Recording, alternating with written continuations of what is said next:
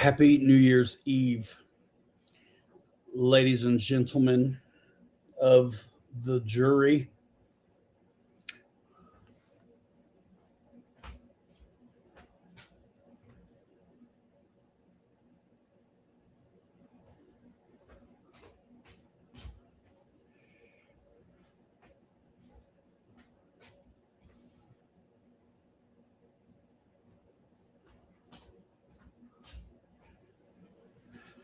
Mike SSI, how are you? What's going on? Let's go. Morning, ladies and gentlemen. Happy New Year's Eve. Morning? What? You know I always start off that way. No, I don't. Is that new? After a nice snowy afternoon nap. That sounds like something rich people do. That sounds like some broke dude does over in the middle of town that doesn't want to go out and fight the traffic. That's not a nap. That's just when they wake up. That's a nap, man.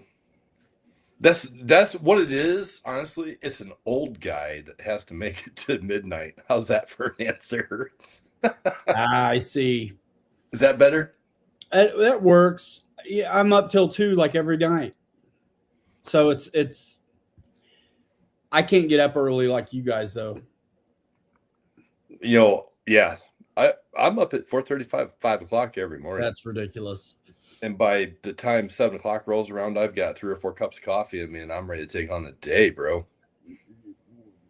The day starts not too far before the clock starts. 9 o'clock, bro. I mean, there's not a lot of time before I gotta get on I don't get up before that.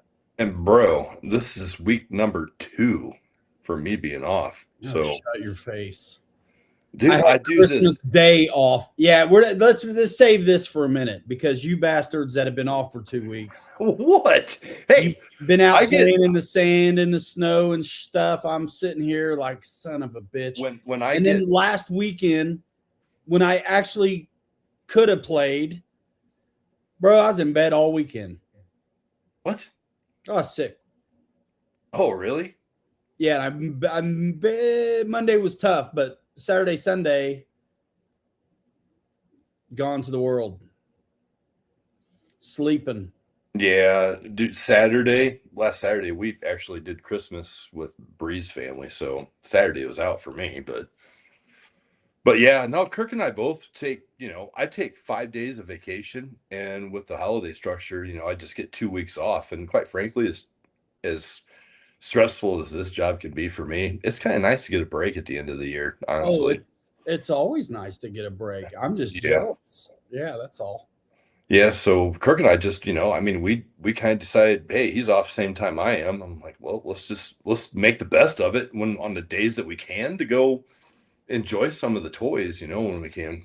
Man, I want to say I'm not mad at you, but I am. I know you are. But no, it's cool. Great. That's good. Listen, somebody's got to enjoy it. So yeah, I work Christmas Eve, and then Christmas Day we don't, and then I'm back to it the next day, and same thing with New Year's. So I won't work tomorrow, but I'm back Friday, and I can't remember which way it creeps. I think last year we lucked out where Friday was Christmas and Friday was New Year, so we get a long weekend. Yep. And so next year, unless it's a leap year or something goofy, it's probably Wednesday. It's just going to keep moving. Moving back, yep. Yeah. So you got to wait a handful of years before you get a 3-day weekend again. It's like you got 5 years before you get the 3-day weekend. Son of a gun. Somewhere in there. I mean, I have PTO, but everyone's using it. So someone has to be there. And so, right. Yeah, anyway, we run say hi to some folks. We run skeleton crews out west and here. So, yep. Wrightsa, Happy New Year. Mike SSI, Chris, Steve George, Bridget says that Chris is grounded for the rest of the year. Yeah.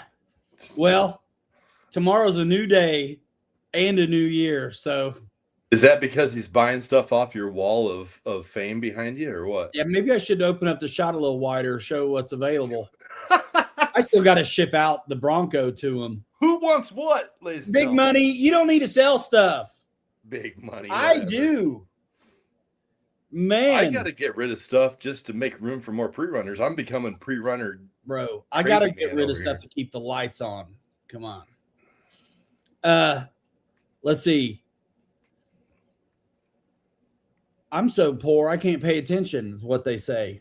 Oh, Jeff in Lower Alabama, Peter Griffin, Bridget. If you know, you know. Let's see. Boss, Brian Chambers. That's also like I can tell you later. Mark, make stuff better. JCB, Happy New Year, everybody. Jeff in Lower Alabama. You digging that GB, dude? I think I saw a couple of those videos. Seems like the first one, you know, of course, you're just shaking it down. This is on the GB, right? You're just shaking it down, and it looked really good. And then I seen some other clips or flights where he's working that thing out, and it looks like the landings were nice, but it's hard not to nose it over. But he's got it figured out where it's not nosing over, which is cool. Yeah, that plane looks like it flies great right out of the box. It's got suspension in there. I've been tempted to use your link and buy one, honestly. I haven't bought an airplane for quite a while, but that one really catches my eye. It looks neat, brother, and it's the kind that would look really neat hanging up too. Golden Age, you know what I'm saying? I do want that one, but I really want the T6. Let's see. JCB, good to see everybody. Let's see. Boss, Brian Chambers, Dad, there you are.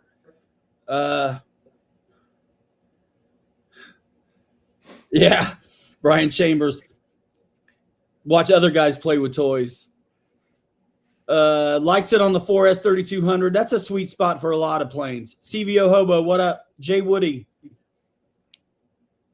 Mark Vasquez, are you only doing crawlers these days? I haven't picked one up yet. I'm doing a lot of that, yes. But I'm all RC all the time. But the crawlers, man, it's dark at 5 o'clock, so I can sit in here and wrench. It's cool. My kids are bigger. There's a lot more going on. And because I'm not doing the influencer thing with the planes really this anymore the same way, I was always busy. But because when they send you new releases, you got to get out there and get the work done or they'll quit sending them to you. Well, when I had a hobby shop with some guys, it was the only time I actually missed my deadlines, ironically. And so I'm not in the loop anymore to get the new ones. So I don't have any pressure to get out to the field.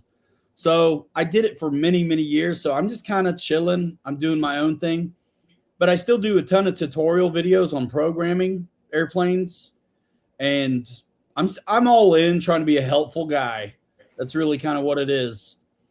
A lot of crawlers, though, bro. And Mark, any questions on the crawlers or first-time crawlers? We got the answers. That's kind of mostly what we're doing here these days. That and some 3D printing, some fab work. And just having a good time, rocking the RTRs that we get, letting everybody get a spin and telling everybody what we think about them. And here lately, we've been trying to figure out how to melt down axles. How to what? Melt down axles. Oh, yeah. I haven't melted any yet, but I'm close. I have a feeling that the Megalodon's going to catch on fire. It's going to melt to the ground on the next run. I think I saw a picture of that, but I haven't seen it fly. 4-stroke engine in it. Who Brent Hecht, the pilot guy, him and his kid flies too. Hey, what's the flying weight of that GB? Because it's a 1.4 meter, right? No, it's a 1.1. Oh, it's a 1.1. For some reason, I was thinking it was a 1.4. That'd be huge for a GB. That'd be sweet. Being a 1.1 for what it is, it looks big. Well, half of that thing is the flying surface is the cowling and the front end of the fuselage, really. CBO, if I didn't see you, what up? Good to see. I think I got everybody. Jeff, Lower Alabama, what's the flying weight of that GB?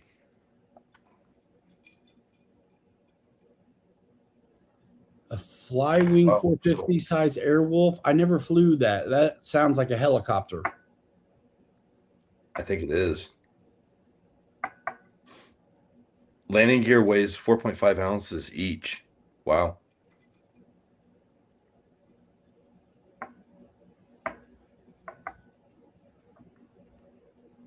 Well, good. That means they're strong. Yeah. Maybe they should put that landing gear on the Draco.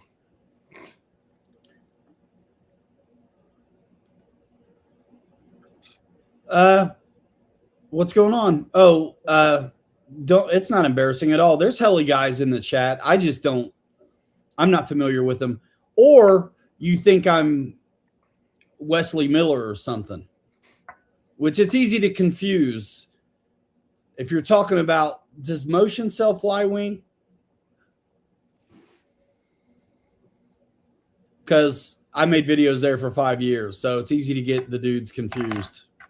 What's RC leftovers? Sorry, unrelated. What size truck? Not unrelated. We're everything RC. That's right. The Shaggin' Wagon. Yeah. So that is, I 3D printed that and made that custom for the SCX6. There's videos on my channel of it jumping and running, and Ryan and Kirk and I had fun with that thing. It's awesome. We beat the snot out of it and it stayed together. It was kind of surprising. Didn't lose the tongue, didn't lose the nose or anything. The nose was actually, I 3D printed the nose and scanned my golden retriever's nose for that. So 63 ounces. So what is that? 4 something pounds, almost 5 pounds or something. 63 divided by 16. Yeah, 4. A little over 4 pounds. Yeah. 16-inch on center. Let's see. 2 pounds. 16 ounces, so that's 4 ounces. 4 pounds. There we go. Mm-hmm. Yep, 4 pounds. Wrights show the 442. Do it. I actually got a rip on this thing. It looks cool. I didn't know you liked pink rigs. Pink, bro. It's red. It's colonial red, dude. Colonial red. I got some Wicked Shocks in the back now. That's cool. So yeah, this thing's effing grooving, bro. Yeah, it's I got some bugs to work out on it yet, you know. First rip was at France Park a week ago. Sorry to say it, Ryan, but that's all right. I'm mad at you, really. But I told Kirk, I was like, it's gonna be 55. It was almost 60 actually down there. I was like, let's just run down there and run these things. And just to see what kind of bugs I need to work out of, especially this one. Absolutely. So, and it was stock except for the motor and the ESC and I think just because I am getting old and I don't remember things all that well now since we keep switching things up. What I did was I tore all 3 of my rigs apart this morning and literally took the transmissions apart on all 3 of them just to be able to verify what pinion and spur I have in these 3 because we've done so much back and forth. Oh, sure. So what I did was I got smart. You probably can't see it, but I have a cheat sheet written on the inside of each one of the bodies now on the roof.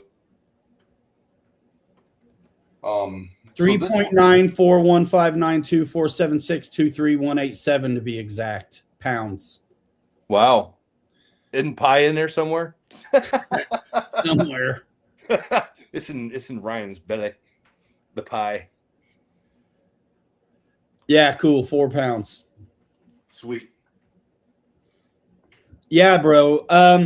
So okay, pre-runner. So I don't want to jump right into it. I just was wanted to see the 442 again, but so to end this one right now where it sits, the 442, it's pretty much at the point where I'm done with it, except for maybe changing out the front and rear diffs because this one is 4-wheel drive. But it's 25 tooth pinion and a 46 tooth spur on this one. And the 3300 Spectrum with the 85 amp ESC. It's a combo you can buy off of Amazon or off of Horizon's website through Ryan's link, whichever. I got an Amazon So too. they're like, I think it was like 100 and I don't know, $130, $140. It's a pretty good deal for what you get. I have enough stuff laying around. I keep just like old rigs I never was going to fix. I keep stealing power systems. So you might as well, if you're not running them. Exactly. So why not? My second pre-runner has the Losi Tenacity power system in it. And so I'm still 4-wheel drive, but I did do the trailing link work on the back. And this has a 25 or 24 tooth pinion, and the stock 56 spur. But my 2-wheel drive one, I think that's the one that I made fast. Yeah. That one's 38 miles an hour now. 40 tooth spur, 26 tooth pinion, and the 24/8 rear diff. So, and what power system you got in that? That's the 3200 kV old school Vortex BLX power system, and this is the Losi Tenacity. So the motor's a little bigger on that one. It's 3200 kV. This motor is a little smaller. It's 3150 kV. This little guy rips too, and because we still have snow on the ground, I'm not in a hurry to get the front done, so I'm still 4-wheel drive. Mark is asking, so do entry-level crawlers require a lot of work out of the box, or are they any budget? Not really, unless you start. Go ahead, Ryan. You can answer better than I can, but my point is an RTR, Ryan will say it, out of the box, bone stock, they're super great, super strong in the way they are. As soon as you start messing with things and changing motors and building things up, you're going to start breaking stuff behind it. Yeah. So with crawlers, most of the stuff like with the pre-runners, we've done a lot to them because we're turning these crawlers into speed machines. But out of the box, most RTRs are absolutely fine. And it's only guys that have really done it for a long time that I think feel the need to start messing with stuff. And so you don't really know the difference until you know the difference. And I'm going to expand on that a little more in a minute. Indiana, to answer your question, leftovers, Indiana, top of the state to you. So, yeah, dude, RTRs. Kirk, what up? I think the best RTR for me, I like 10 scale. There's a lot of guys that are loving the SCX 30s and the SCX 24s. I think the 30s are here to stay for sure. I might get one just to have one, dude. I hate to say it. But man, there is a lot of good RTRs out there. And my first question, like if you were at a hobby shop right now walking in and you asked me the same question, I would ask you what kind of RCs you have already. That way I would know kind of what ecosystem and what batteries you already have. Because I'm ridiculous where if you tell me you have this plane, I already know what kind of batteries you have and what you need. And so the connectors and all that stuff that can easily be confusing, I've got a really good handle on. So if you already have Horizon Hobby planes, then I would say if you didn't want to buy a bunch of new equipment, then I would look at the axial crawlers and I'd look at the Base Camp or the Coyote as a 10 scale RTR that out of the box is going to be dynamite. And those are good crawlers for like $3.5 bills. If you go for something like a CJ7, more of a $500 rig, they're super similar to the other two I mentioned. The difference is you're going to get a dig out of the box already installed, and a lot of times more bells and whistles on the looks like scale, and usually light packages are also already installed in them. But that's really the only difference. If you don't mind shopping off brand and you like XT60 connectors, then you can't beat the FMS 10 scale rigs like this. And I finally put the Goodyear MTRs on here that I wanted to put on. So there's a guy in real life that has one of these LC80s. It's actually this color too. And he's made it a real machine. And he's got big Goodyear MTRs on his. And I actually finally put a brushless motor in this one, bro. So the drag brake was the thing that was my only complaint on this out of the box. Someone new to crawling's not going to care. This is a funny story. So you remember when I had the 2300 kV Spectrum motor and it didn't matter what I did, I couldn't get it right. So I do what I always do. I cut the wires off and just parked it. And I got a new one. And it was the motor that it was in one of the rigs, the Willie's wagon. Mm-hmm. New motor. I couldn't get it right. And I couldn't know why. And so come to find out, the reason I couldn't calibrate it was because if you're doing calibration, whether it's a planer or a crawler or a basher, it's all about endpoints. Full left, full right, full trigger, full brake. You know what I'm saying? So if you've got a radio where you've dialed down any of the travels, you're not going to get the calibration to take. So Kelly, I soldered the wires back on that motor. Yeah. I cut them off. Yeah. I soldered the wires back on, started with the fresh channel, 100% everything on the travels, calibrated right away, no problem. So I'm like, nice. Oh, sweet. So nice. I put that one in here. Oh, sweet. Awesome. So this is a 2-speed.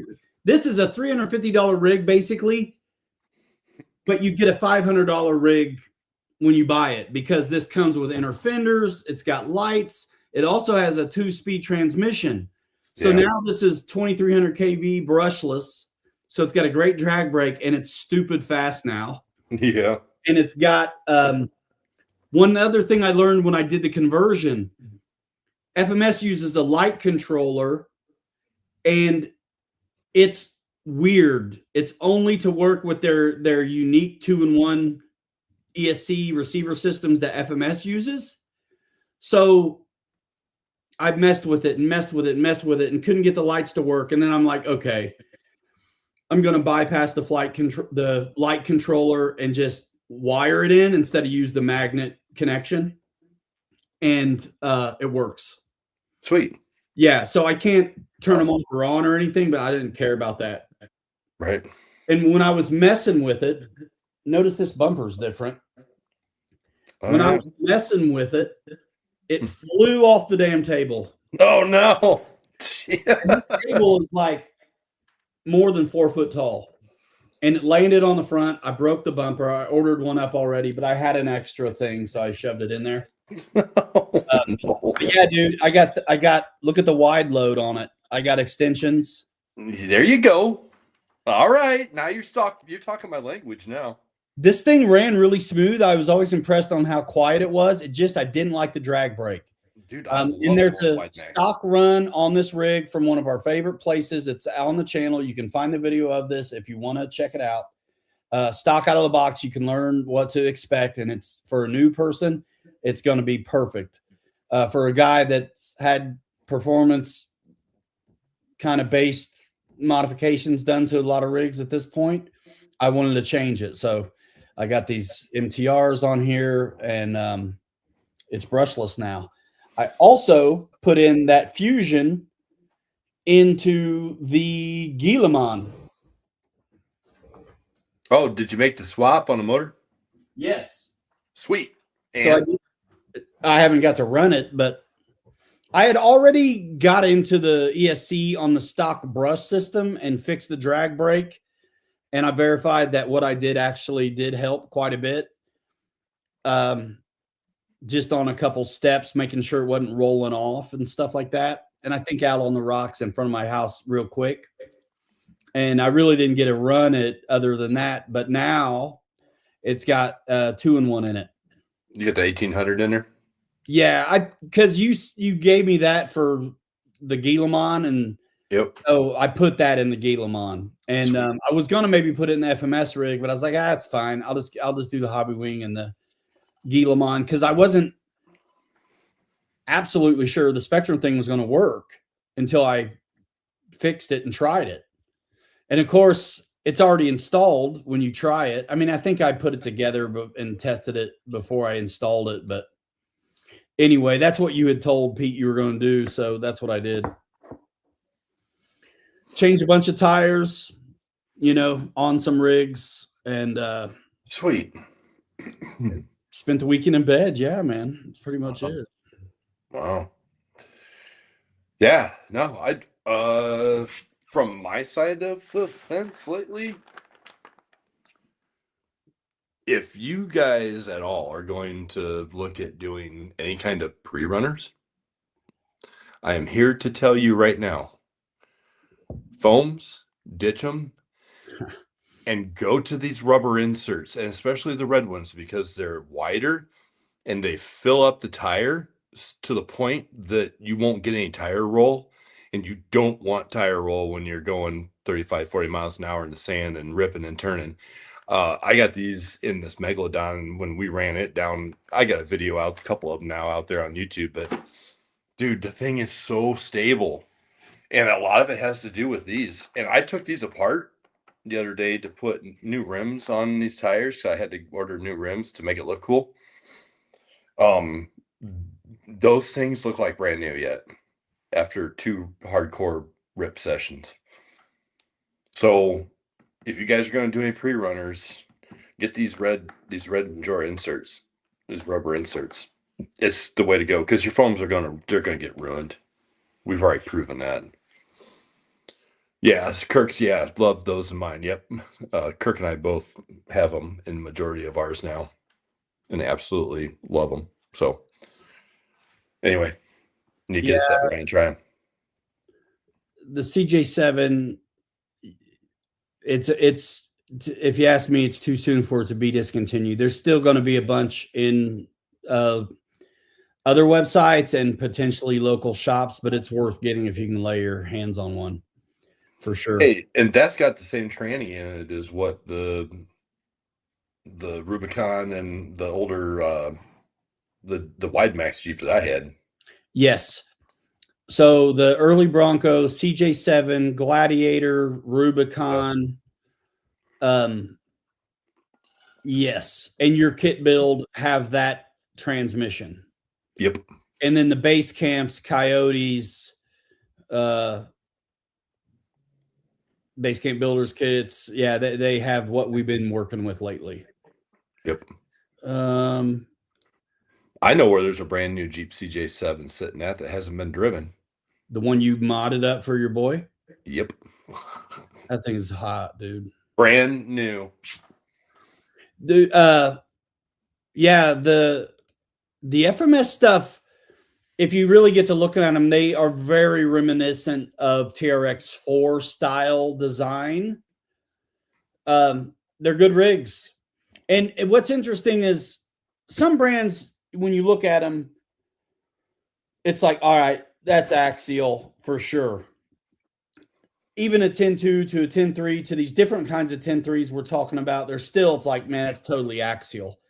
But if you look at the FMS Michigan, the FMS Jimny 1/6, which is really 1/10, you look at the FMS FJ40, these are very different 10 scale FMS rigs compared to the LC80 or the K5 that they have.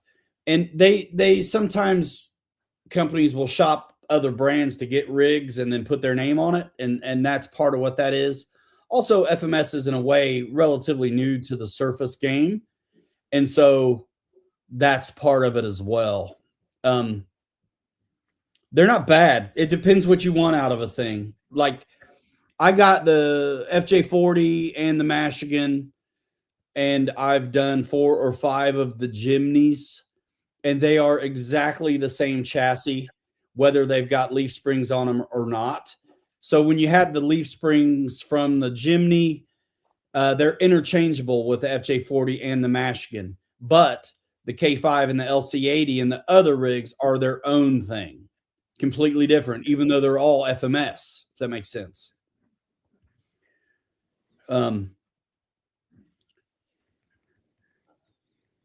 It's almost like I know what I'm talking about. It's weird. Jeez. So flapping lips, the Jeep Willys, and it's its own thing too. It's much more similar to the Mashkin and the FJ40, but it's still in and of it. I have it. It's still different than them, but it's closer. But yeah, the LC80, it's like having a TRX4, dude. Really. What's up, Terry? No, I was surprised at the Jeep Willys how good it was, and the Jeep Willys was actually the rig that's responsible for getting me into crawlers in the first place. I've told the story a lot, but FMS is an airplane company. I'm an airplane guy. I got the chance to do the Willys Jeep, and I thought my Warbird buddies would appreciate it. So I was like, yeah, all right, I'll do it. And while I was waiting for it to come, I didn't know much of it. I have never crawled at this point. And I didn't know what to think of it other than my opinion was that it was so scale that it was probably not going to be very good.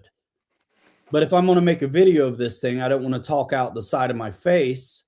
So I'm like, let me get, at the time, the 10-2 deadbolt was the choice to make. For me, I didn't want to spend a lot of money because I hadn't done any of this. And so I got the 10-2 deadbolt as a dedicated crawler to compare and contrast the Willys Jeep to.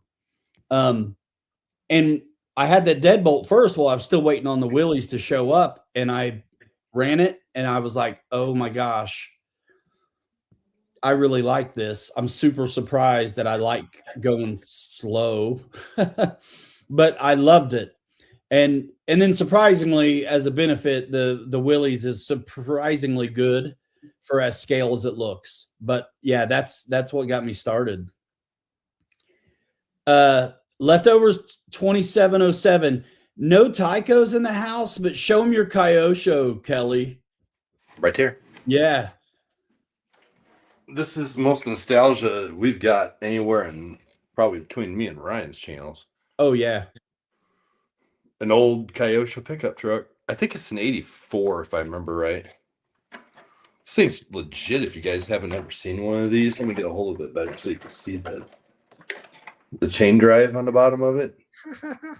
They say, they used to advertise it as a 4-wheel drive truck. It's kind of an assisted front in a way.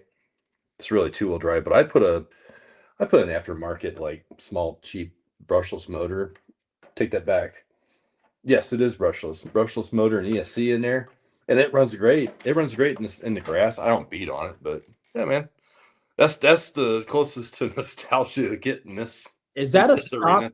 Is that the stock bumper? Yeah, that's crazy. It's all aluminum, bro. Back in the day, they made stuff. Wow, man. Yep. That is crazy. Ryan, I think you drove it, didn't you? Yeah, it did remarkably good in the grass. Because I thought that's the closest thing to nostalgia you get around here. Unless you're gonna get eaten alive. We don't have Ryan and I. We don't have any Tycho stuff, but we got Tonkas. That's right. We both got the Winnie Tonkas.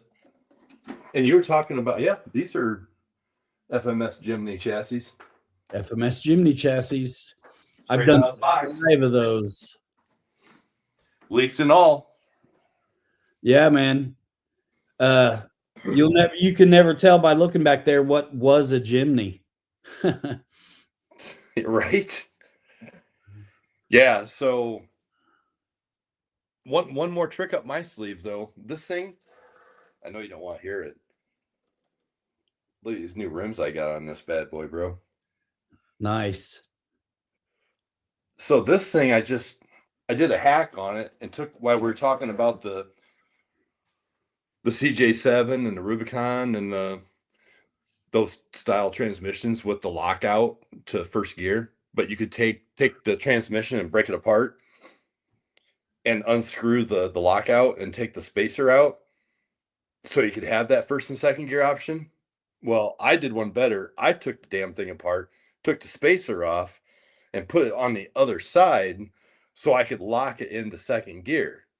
So Oh, this nice. so this thing now I ripped it around in the house and probably shouldn't have, but this thing is going to be stupid crazy because the gear ratio is nuts when you go to second gear.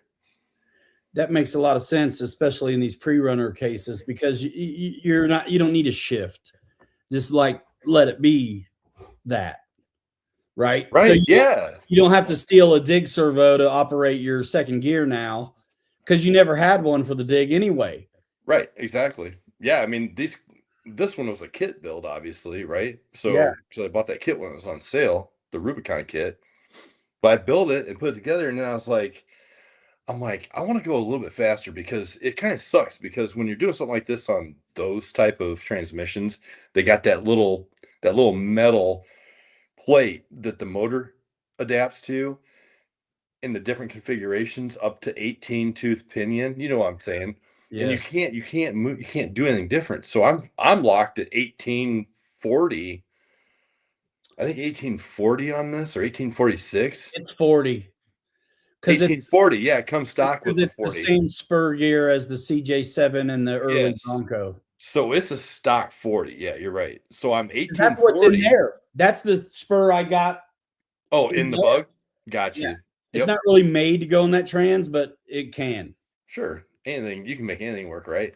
So, yeah, in the video, you saw this thing was cooking along pretty good. It's not as fast as your lightning bug, but then I decided to pop this thing in second gear and lock it.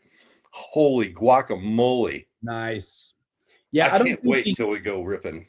I don't think the base camp transmissions have that same ability to shift in a second gear like that. I don't think Because so. those transmissions, even though they're 10-3s, they are different. That's what we're talking about. And on the base camp, the motor plate's fully adjustable. So you whatever pinion you want. But I know exactly what you're talking about. It's Traxxas does something similar where it tells you the gear ratio, and that's what you got to do. Yep. You've got some opportunities to clock it however you want, but that is what it is. Yeah. Very specific holes where we got slots on the base camp 10-3s where we can do whatever. Yep. Yeah. Yeah. So, I mean, at the end of the day, is it stupid for me to do that? Yes, it is. But you know what? Dude, I literally want to break something. I want to know where the limit is on these things. And I think this might actually get us really close. I feel like, I watched part of the first pre-runner video we did the other day, and I'm like, oh my gosh, I can't believe I even took my thing out that slow at all. Because where we're at now is very. Oh, the day that we met Pete down in France? Yeah, the first time we ran them. Yeah. And I'm like, that was a blast, but it's like, oh my gosh, that thing was so slow. It was peanut butter slowdowner. So now it's way way better.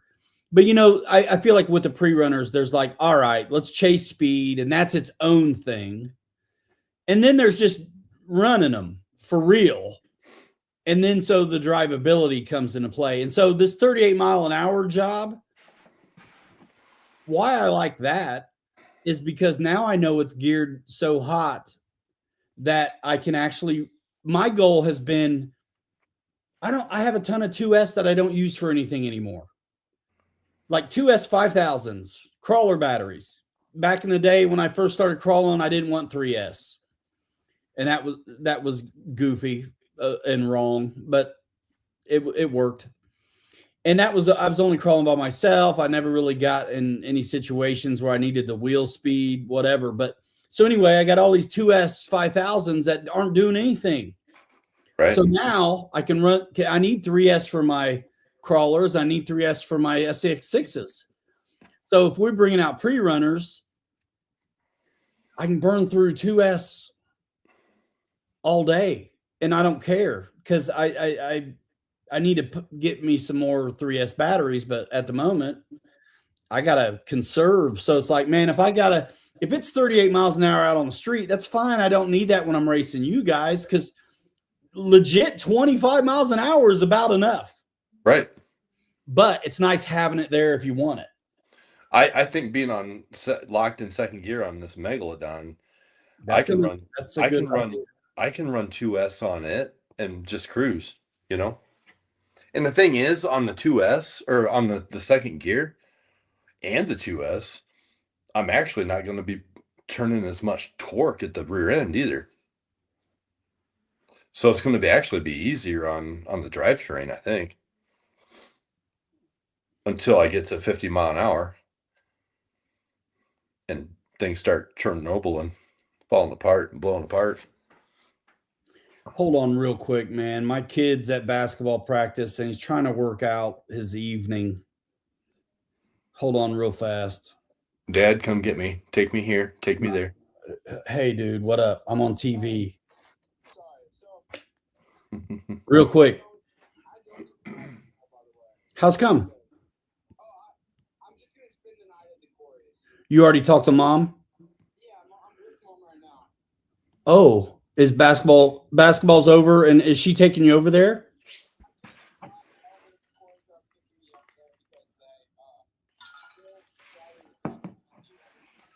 Okay, so they're going to pick you up from our house. All right. Okay. Well, make sure I see you before you leave and you be good tonight, Turkey. I love you, man. See ya. Bye. Turkey. He's 14, man. You know what tonight is? It's straight up amateur night. We all know that. I know. And he's 14. He's going to his cousin's house. And his cousin, he's my nephew. And look, rascals are fun, but they'll get you in trouble. Right. So, and my boy,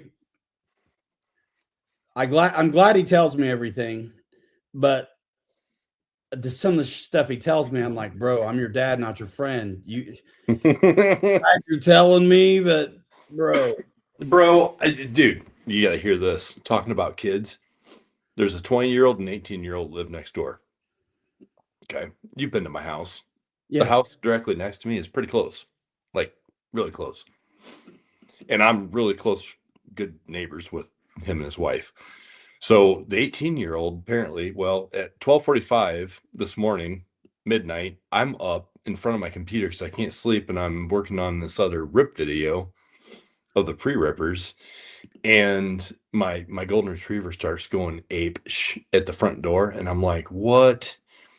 So I walked out to the front door and looked, and fresh snow on the ground, and there's like shoe tracks across the top of my steps right at my front door, and I'm like, those weren't there when I got up, so somebody just obviously was snooping around.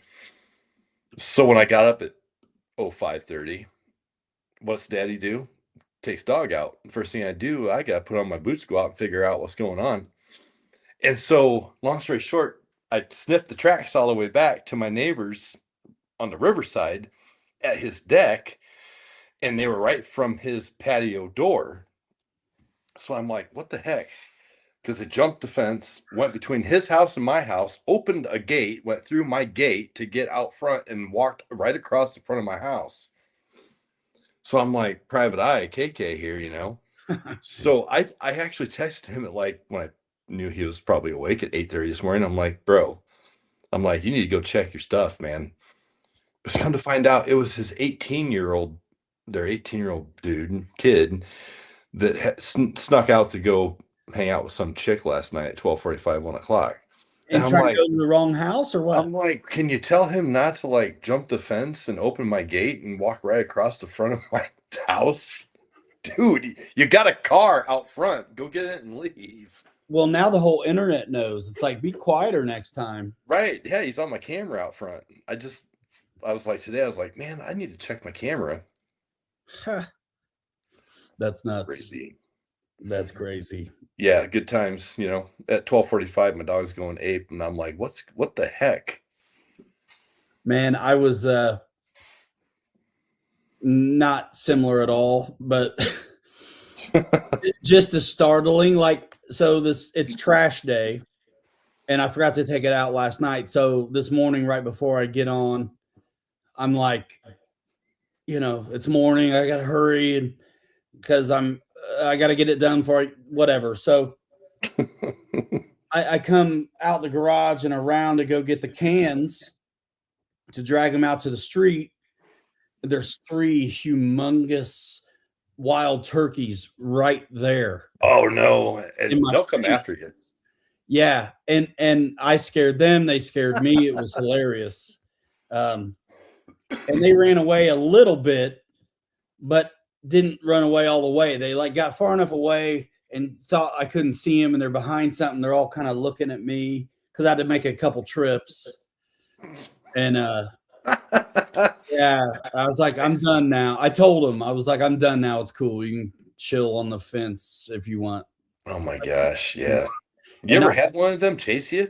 No, but I don't know what their deal is because later on in the day, I could tell that they were on my front porch, and one of them took a Duke on the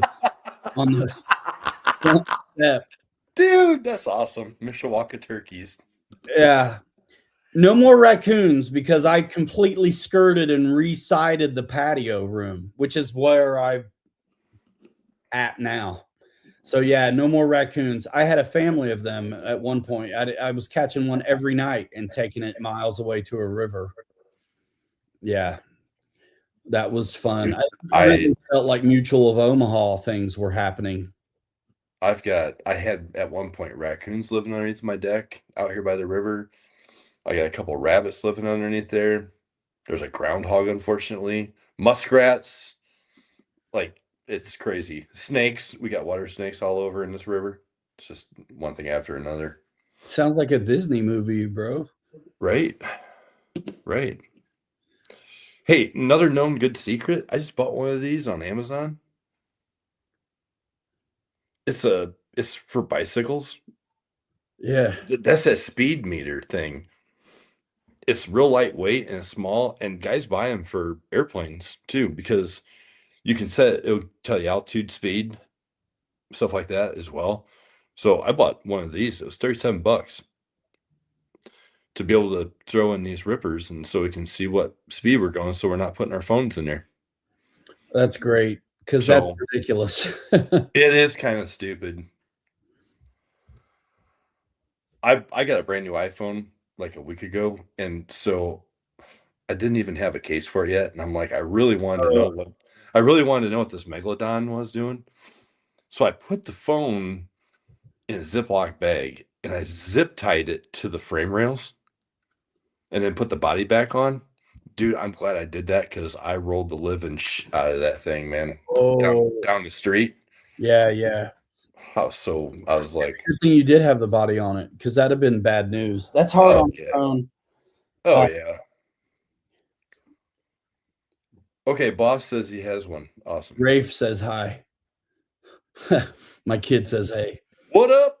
Hey, I'm gonna leave at like 8:15. So what are you guys doing? I don't know yet. You stay out of trouble. I will. You get me out of this house. I mean, I'll get. I mean, I'm your dad. I love you. I'm not gonna do anything. But be good. We will. This is when stupid stuff happens, brother. Ooh, I'm telling you. Amateur night. Well, yeah, all these guys out on the road have probably been drinking. Pounded. Possibly. We'll be good. Stay in the house. We probably will. Or in the neighborhood with the buddies there close. We always stay in the neighborhood. You be good. I will. See you next year. That's Happy New Year. Hold on. Happy New Year. Come here, boy. Be See ya. good. Hey, really? Because you're the leader, I have to man. make sure Henry's not cranky tomorrow, otherwise we'll never be able to have a sleepover. They look up to you, man. It's okay. If something's weird or uncomfortable, don't do it. I won't. See ya. I love you. Bye. See you next year. See you next year. Mr. Ramsey says, tell him to behave. Sounds too fun. Grandpa Joe says to behave too. I will. He's a good boy, but I got to make sure I tell him. I don't think I ever. He's like my height now. He's 14. That's crazy. I think Wild Bill he said hi a little while ago. Happy New Year to you too, Bill. What's up, Bill? We were busy flapping lips around here and not paying attention. Happy New Year, flapping lips. See you later, brother. But yeah, so who was it just said? Okay, so RC leftovers. You said Sky RC's got a little Bluetooth one, yeah, for $80. Yeah, I thought this one here, I'm gonna give it a try for 37 Yeah, bucks. for $37, I would do that one, and for 80, I would just go ahead and get the Spectrum one for 100. The GNSS. Yeah, I want that. I want to try that. But I think what you got is totally sufficient. The yeah, we'll see how it goes. yeah. It's got to be better than the phone. Well, for sure. I mean, we're sending our only communication device that we have out on RC that could just lose reception and just Yeah. go wherever. No, my kid just got home from basketball and he's gonna leave soon. And so I know his buddies because I coached them all one time, and they're 14-year-old boys, man. So I've been there. And because he tells me about everything, I just know where they're at. So I'm like, brother, this is for dumb stuff. I was just actually having a conversation. My mom's 82. And I was having a conversation with her the other day. So my dad's in a bad way. And so I started telling her stories, like air, like flying stories of some of the crap that I did that she had no idea of. Yeah. And she goes, I've never heard any of these stories, and I'm glad I didn't know. Exactly. It's like I did not tell a lot. I'm like, well, that's how I am too. I'm like, dude, why are you telling me this? Just like earlier, I'm like, I'm glad you are comfortable enough to tell me stuff, because I mean, I'm your biggest fan. Right. But But I got to be your dad right now. So, but Yep. it's cool, man. It's cool. Hopefully he takes heed. Some people are going to take heed, and then some people are going to learn the hard way, and that's just who they are. It doesn't matter how good the advice is. Right. But at least if it's there's something to fall back on. Even if they don't take your advice, it's good that it's in their head. Yep. So, Yep. Most phones are 1K or 300 to get. Yes, exactly. And I literally a brand new iPhone 17 Pro Max, and I'm zip tying it to a stupid $300 chassis. Crazy. It's how So when Kirk and I were down at France Park, and we went to a different area of the park to crawl. Oh, they have a waterfall down there. You guys find that place this time? Yeah, and so when we first got there, I think him and I were the only two in the park, except for these other two knuckleheads. And I gotta tell you, so we went to a completely different area, found the waterfall. It was nothing that we could crawl around on or get remotely really close to. Oh, So we went a little deeper, different area in the park. And we're out crawling, got the SCX6s after we're done ripping all the pre-rented crap. And we're coming back up to a driveway, and there's two knuckleheads. One's driving an old Chevy pickup truck, pulling a box van, an ice cream balloon box van of some sort, out of the woods. And they get stopped up the way, and the one guy yells back to us when we were crossing the driveway. He's like, "Hey," he goes, "Hey guys, it looks like fun." It's like, yeah. And then he went a little bit and he goes, "I gotta tell you, man, more money than brains." I'm like, dude, come on, bro. Are you kidding me? Like, more money than brains? You guys are the knuckleheads pulling a big heavy box van through the woods with a, Chevy Silverado. But they were just, making talk about, the big SCX6s. Like, more money than brains. Like, we ain't got nothing else better to do with our lives. well, the big brain's how I had the big money to get the big toy. So what? So, I almost wanted to tell him I got two of them and I'm broke. Yeah. Why not, right?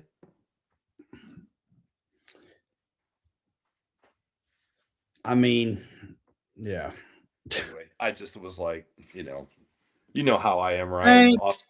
You know how I am off camera, and Kirk. It could have went a different way, but I kept to myself. Yeah, usually silence is all it takes to defeat that kind of foolishness. You got a fifth scale gasser. Nice. My brother's got a couple. I don't know. I shouldn't say what they are. They're huge, like gassers. They're big buggies. Pretty cool. Pretty cool. Well, what's up? 2372 from Dubai. What up? What up? What up? What up? Hope to see more planes in the new year. Yeah, That'd be fun. you know, we needed to do some more flying. Obviously, it's just it's so much easier to do the crawler thing. It just is. It is. I still love planes, but I don't ever have to work on them. They're for flying. So unless I'm at the field, it's like whatever. But Right. I like wrenching on the cars, and I can do it anytime. Doesn't matter if it's light outside, if the wind's blowing, whatever. It's just that's kind of where I'm at. I like planes. I'll never not like them. And it depending on what was going on, if we went to Potato Creek, I was gonna probably bring the Twin Otter to fly on that beach. Just with the regular landing gear on it. Yeah, on the sand. Yeah. I think that France Park too. I think the sand at France Park would be a killer place to fly off of. The sand at France Park is amazing. If we were going there, I would take the Twin Otter this time potentially. Right. It's nice. I haven't flown it yet. I've programmed it and bound it and set it up probably 10 times. So we know it's set, right? Doing different things. Working it out. Well, if I'm not here talking about RC, I'm talking about RC all day. Right. Yeah. I work in the business and I help brands support the product. So I'm all the time programming this and that and this and that and this and that. So I get to talk about planes. I'm glad I get to talk about planes. I have a lot to give there. A lot. Stupid stuff that they would think their stuff is broken and would be replacing components. It's no, you don't need to. You've just got something off a little tiny bit in the procedure. That's it. Right. And then guy couldn't get his ESC to the avian programming menu, up elevator, left aileron for 5 to 10 seconds. And then it asks you to do it to the right side. And then you can get in the programming menu and set up reverse thrust or play with the differential or do things with the ESC right there on the radio with the sticks. Well, again, on the calibration and endpoints, if you're not at full rate deflection, when you send those full travel signals to do programming with sticks, you're not going to get it. Work. So dude was in safe and he wasn't in high rate and it didn't work. Yeah. I was like, two tricks to fix this. First one, always go easy first. The first one is, okay, you're in the menu already. All right, great. Unplug the plane, plug it back in, try again. Still doesn't work? Okay. Check your rates. Make sure you're in high rates and the safe is off. Try it again.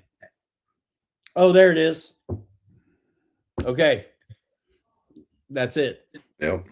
Most of the stuff is just the willingness to try things. You know. Yep. But anyway, yeah, so I love planes and I get to talk about them all the time. I just don't get to fly them very much anymore. And I don't have the pressure of the new releases forcing me to get out there and get it done, because when I would have to go get it done, of course, I'm going to bring a handful of planes with me and spend a day out there. But Yeah. as it is, I don't really have a camera person, and I don't have the new ones to get done. So Right. nobody's Yep. paying the dog. So Yep. Dawes 2372. So yeah, he's got the same problem. Just keep building. Are you doing balsa? Are you just putting foamy homies together? What are you putting together? Because I had that same problem. My problem Later, was later, Kirk, was that I kept paying attention to this guy and watching him and Bobby and Mike. And I kept buying more airplanes because I like working with my hands. So I'm like, let's put an airplane together. Okay, sweet. Go fly it. Not by the book. Not trim it out by the book. Just hog tie it and fly it. Trim it out. Land it. Put it up here. Still got a bunch of airplanes sitting over here in front of me. Sit over here. Let it collect dust. Okay, now I need something to do again. Let's buy another airplane. yep. Let's go through, Pilot Ryan's, link and go buy another airplane. So I at one point had, I don't know, 38 airplanes Oh yeah. and I've got rid of a bunch of them because I like to work with my hands. And that's why I like these cars now, because like Ryan said, it's cold out. It's dark when we get up. It's dark when we go to bed. And I mean, it's dark at 5 o'clock in the evening here. So it's like, let's just wrench on cars. Yeah, it's been fun. I like full scale off road too. I can't afford it, so I dig the little ones.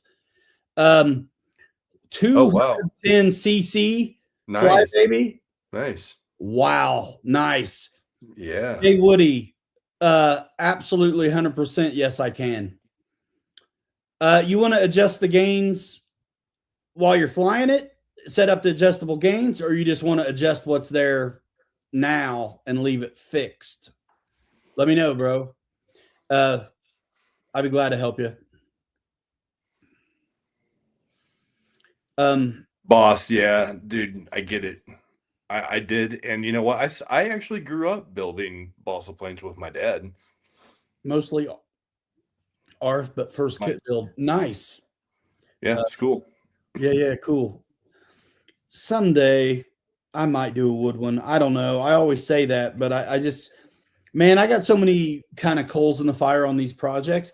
Dude, I've got enough. I went through my leftover parts because of these pre-runners, and I have all of the links and 2 axles, and I've got shocks. I just know I do. To build a whole nother rig. So I'm gonna do. The thing I need is the chassis rails, skid plate, and transmission. That's what I've been telling you. That's all you need. That's all you need to buy because we got enough parts for at least one more, if not 2. I just inventoried. I went through my stuff I got last night with the manual, and I was like, I got that. I got that. I got that. I got that. I got that. The only thing I don't have is chassis rails, skid plate, transmission. It's $100 worth of parts that I need to build another one. Yep. So I'm gonna do another. I'm gonna do a pre-runner number 4.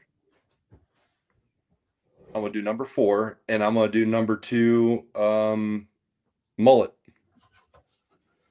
I want to do a short wheelbase Bronco. This is a Tamiya body. Where are you getting these things from? Bro, who am I? Dude. What? Here's what's hilarious. Now wait a minute, bro. That's a Mojave Grom.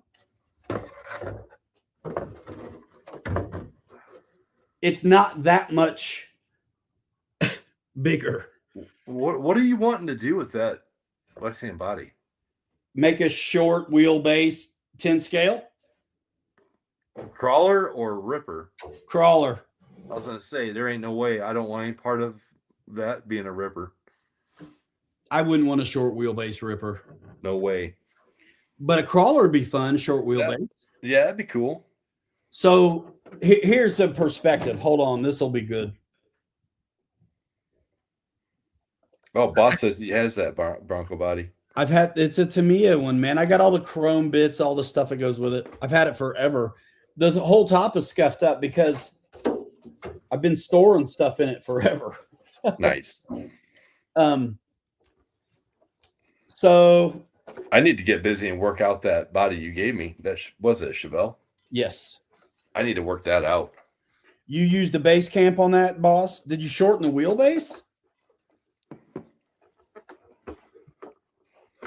Almost had to have. That thing's. I mean, if it's not a Tamiya, then it's probably not that small. So Made it look like my scale Bronco. Nice. this is, I mean, it's a pre-runner, but this is a 10 scale crawler chassis wheelbase, right? Yeah, that one's just stock, right?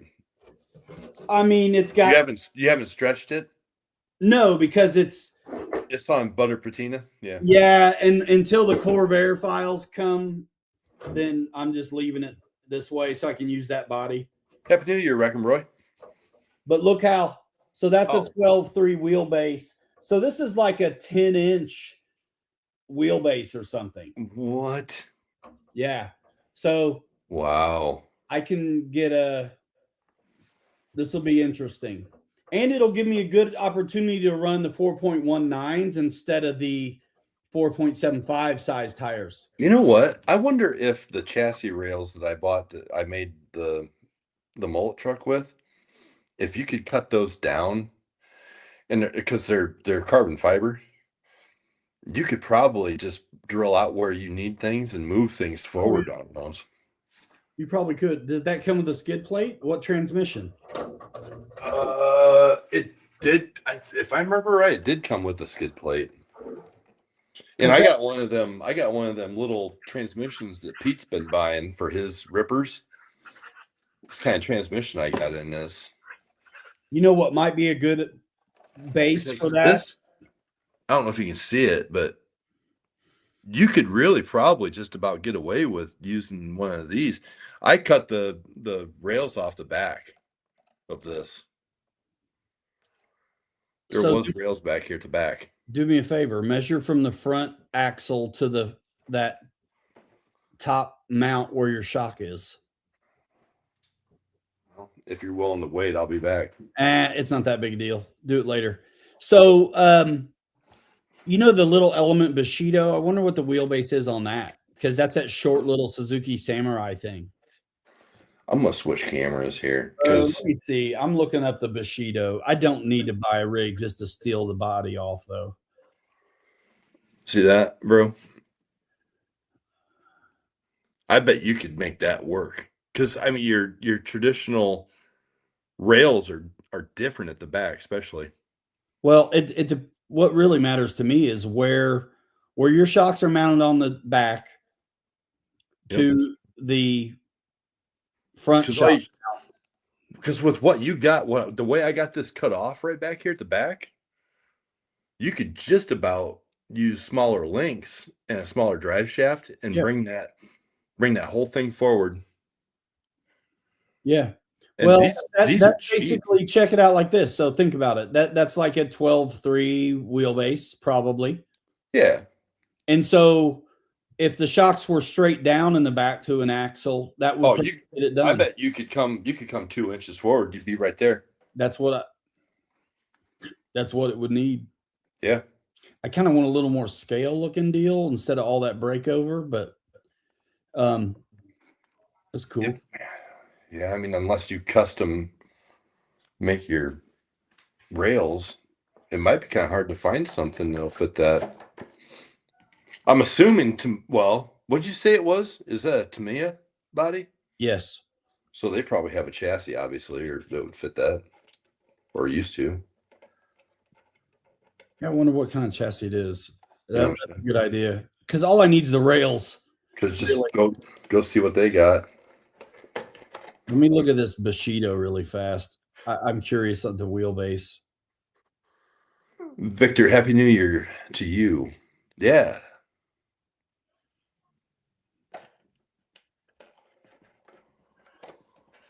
Wheelbase 11.8. It's still too big. 11.8. Wow. On the Bushido. I don't know. The Tamiya, I think, is like 10 point something. I know I'm gonna knock something down Wednesdays messing with these. Yeah, this needs to be like 10 and a half, bro. Actually, it's more like 10,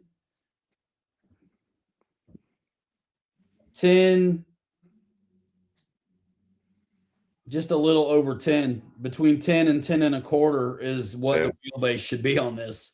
I think you can buy those chassis rails on Amazon for like $20, just chassis rails. I'm sure you can. So there you go. Yeah.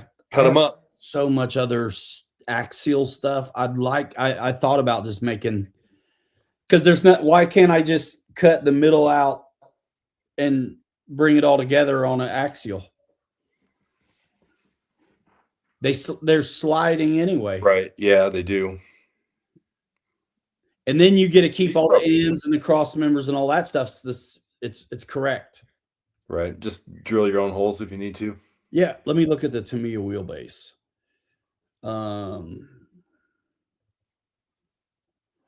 Boss says whatever body he had fit the base camp pretty well. There's no way it's that. Oh, Chris had a good idea. What's the wheelbase on the FMS Willie? 10 scale. They call it 1/6 because the Jeep's small in real life, that one. But it's, dude, next to those 10, look at the wheelbases. They're all like the same. Yeah, it's too big. Let's see.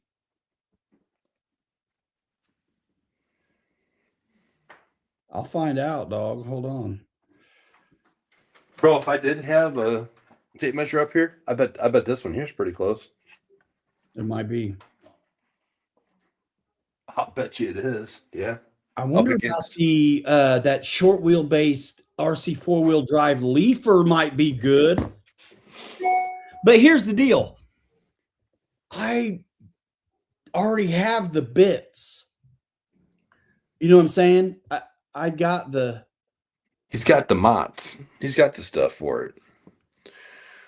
So let's see. RC leftovers said he's got a Tamiya high lift and it's about 11-inch. Let's see. Does it tell me? Does it tell me? Son of a gun. Of course not. Wouldn't specs be a good place for that kind of thing? Some people. Nail and Aaron, Happy New Year, man. Happy New Year. Said his project 1/6 scale power wagon is chugging along. So much sanding. Wow. Sanding. Nah, dude, come on, man. You should be able to knock that out in a couple Welcome. days. Welcome to the Terror Dome. Yep. I'm the one who got this group over here started doing all that. And here lately, I haven't heard much about it, but there for a while, everybody was like, man, it's a lot of sanding. Yep. It sounds like it's and you can't use power sanders on this stuff either. If you do, you got to use water to keep it cool because it'll melt the damn plastic. I use my random orbital. It says 9.53. I don't think that's right.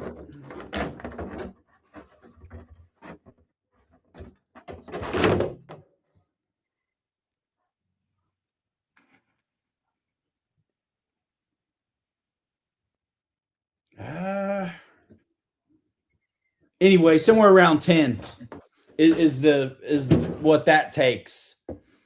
Unless you just make it crazy, stuff sticking out, really good approach and the part like Vertex 6 style. It depends what you want, right? I want it all. The RC 4-wheel drive TF2 is about 11 inches. Yeah, let me look at that, dude.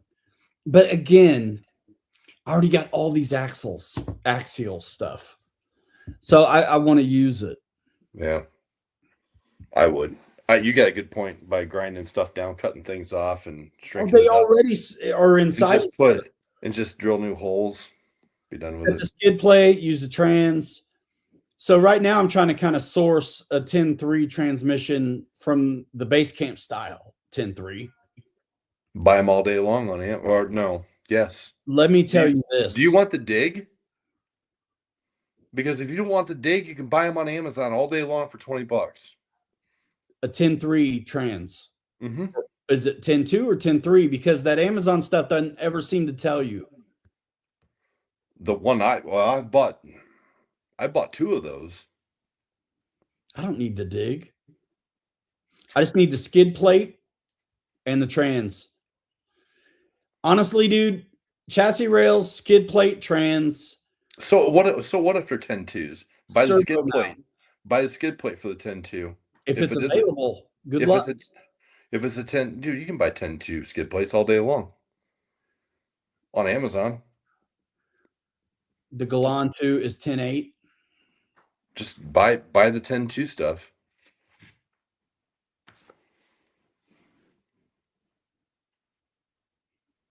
Yeah. Simple 10.2 3-gear trans. So here's what's interesting. I found there's a couple places out there that I've been shopping on, looking at. There's this place called RC Chop Shop. I've seen some ads for, and there's Jenny's RC. And I almost am afraid to tell this because it's like a secret. Don't. Jeez. Oh, brother. Wait, let me get to the website and get ready to hit the buy button. I've already got two things in my cart. Dated. Dude, I'm going to do it now. So listen, there's a CJ7 chassis with everything on it except the axles and the shocks, and it's even the skid plate. So I can buy the CJ7 chassis and transmission for like $100. Really? I got the rest of it. But Well, then I'm cutting it up though to make it small, which is okay. You said it was a CJ? RC Chop Shop, CJ7. But their website, you know, when a website is not got a ton of money behind it, they're a little clumsier to get around, but they're it's used stuff. I mean, this guy's like RC salvage. It's kind of like Jenny's RC. Like you go to Jenny's RC and you can get a set of SCX tires already mounted on the rims and stuff for like $40. Sometimes. Yeah, I'm actually. Sabre is the one axial that I do not have real experience with, man. So I do not know. Yeah, the thing about Jenny's RC is it is going to be like new takeoffs. RC Chop Shop, some stuff is new, but a lot of it has been used and taken off.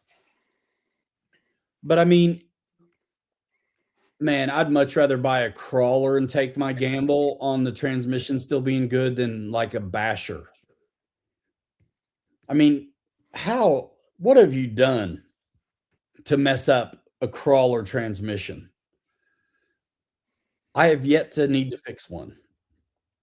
Just stop right there. Just stop. I don't want to hear that anymore because we got a lot of we got a lot of stuff going on running fast, man, on these rear runners. Don't jinx this. Because, dude, this 10.3 that's locked in second gear, I forgot how many gears and bearings are inside of those things. When I cracked that thing apart yesterday on the counter, I'm like, all right, careful. Because I know I put this together and I cuss and swear it a lot. There's no way that I would be able to do a build video of that transmission. And I took it apart and then I'm like, damn it. I'm like, and there's a gear laying in sideways that came off and I'd pull that out. I'm like, I hate cracking open transmissions. Is that one that much more difficult than the base camp one? Yes. Okay. Because it's longer. I've not ever been into those. It's longer. I built that one. I built this one because it was a kit, and Those are the ones that come with the click, right?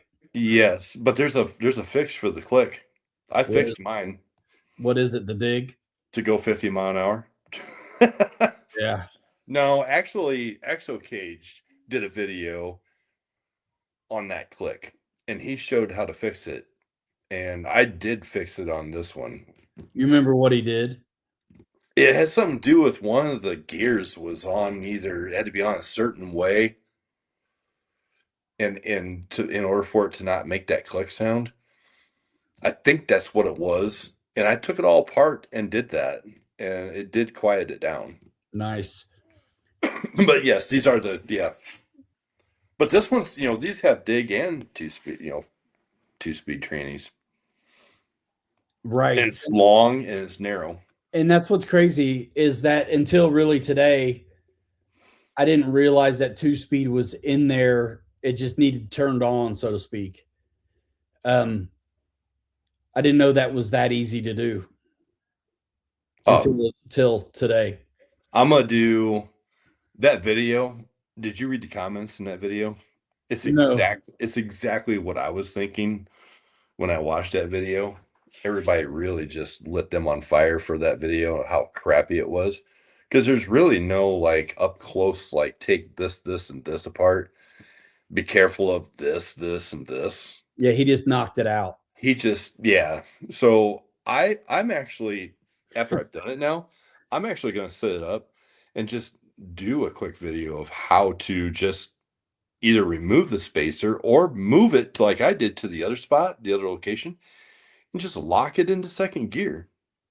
Yeah. It's literally less than 5 minutes once you get the transmission out of the car. It's literally less than 5 minutes. Yeah. It's I think I watched most of that video or all of it. And I mean I saw him do it, but yeah, I was on my phone, so I didn't really see much anyway. Because It's hard to do those videos well. that's the transmission in the CJ, right? That's a transmission in the CJ, your JLU, the Gladiator, and the early Broncos. Yeah. So you've got one of them up there. Yeah. Which I have no need to get into because my CJ and the early Broncos sold, and the CJ is a collector's item and super modified and deluxe with brushless and everything. So, Tear it apart. Let's make it go fast. no need. I honestly should have left it alone. I did the Knight's custom interior. I should have just left it. I'm tempted just to take Dan's deadbolt that I got this brand new. So I've been ran like twice. I got a notion just to tear that thing apart and turn it into a pre-runner. He'd have more fun with it that way. That's how he drives it anyway. Right. Yeah. Yeah, man. Yeah, man. Cool. Yeah, so I don't know, man. I got plenty going on before I really worry about a short wheelbase thing. But it's like you can't sit around with a couple extra axles and think you don't want to use them for something. So I got myself an extra. I did buy the bits to make a rear axle because that's what we don't have. I was going to have two. When I make this 4-wheel drive one, 2-wheel drive finally, I'm going to have 2 extra front axles and 1 extra rear. Because I bought the rear because I'm like, come on, I'm so close. And actually, I needed to film a sequence again. So that's another reason why I did it. Bro, I've got 2 straight axles and my one portal from this Jeep that I converted over to pre-runner. So I've got 2 straight, I think they're 44s. One's a 44 and one's a 45. And then I have whatever the number is of the portal, the axial portal from the Rubicon. Yeah, one's 44, one's 45. I think that's what the difference is. Is it portal versus straight? Yeah. Okay. Because the straight axles are all the same, and then the portals are basically all the same. So yeah, on those. And I've got a ton. Yeah, I got a ton of front axles. But you know what? They got bearings and gears in them. Well, no, not bearings. They got gears in them, but not bearings. Bro, I got hexes on them and everything. I'm all there. Bro, you know what the craziest thing was? Can you guys see what's underneath that? The IFS2? Nice. So when I put that on, super simple, right? Pete was right. I mean, it is literally sitting on a jack stand thing. You take like 6 or 8 screws out and basically just pull this thing off from the makeshift rail system that it's on, take everything off the front and just bolt this thing right in and you're done. The weird part was, luckily, I was holding it up and I turned it on and I was like, pulled on the trigger and the front wheels were going backwards and the back ones were going forwards. Yes. So I had to take the rear gears out or the axles out and swap over the So whatever you call it, to get it to go right, correct direction. you can't do that in axials. So your element diff case lets you do that, but you can't do that in You're the right. axials. You're right. Yep. That's right. because I was shopping the IFS 2 kit myself, and I was like, I realized exactly what you just said. They run backwards if you do it. So you either got to have an element axle, or you may be able to work it out if you had a divorce transfer case. Yeah. Maybe. So I had to flip the spool over.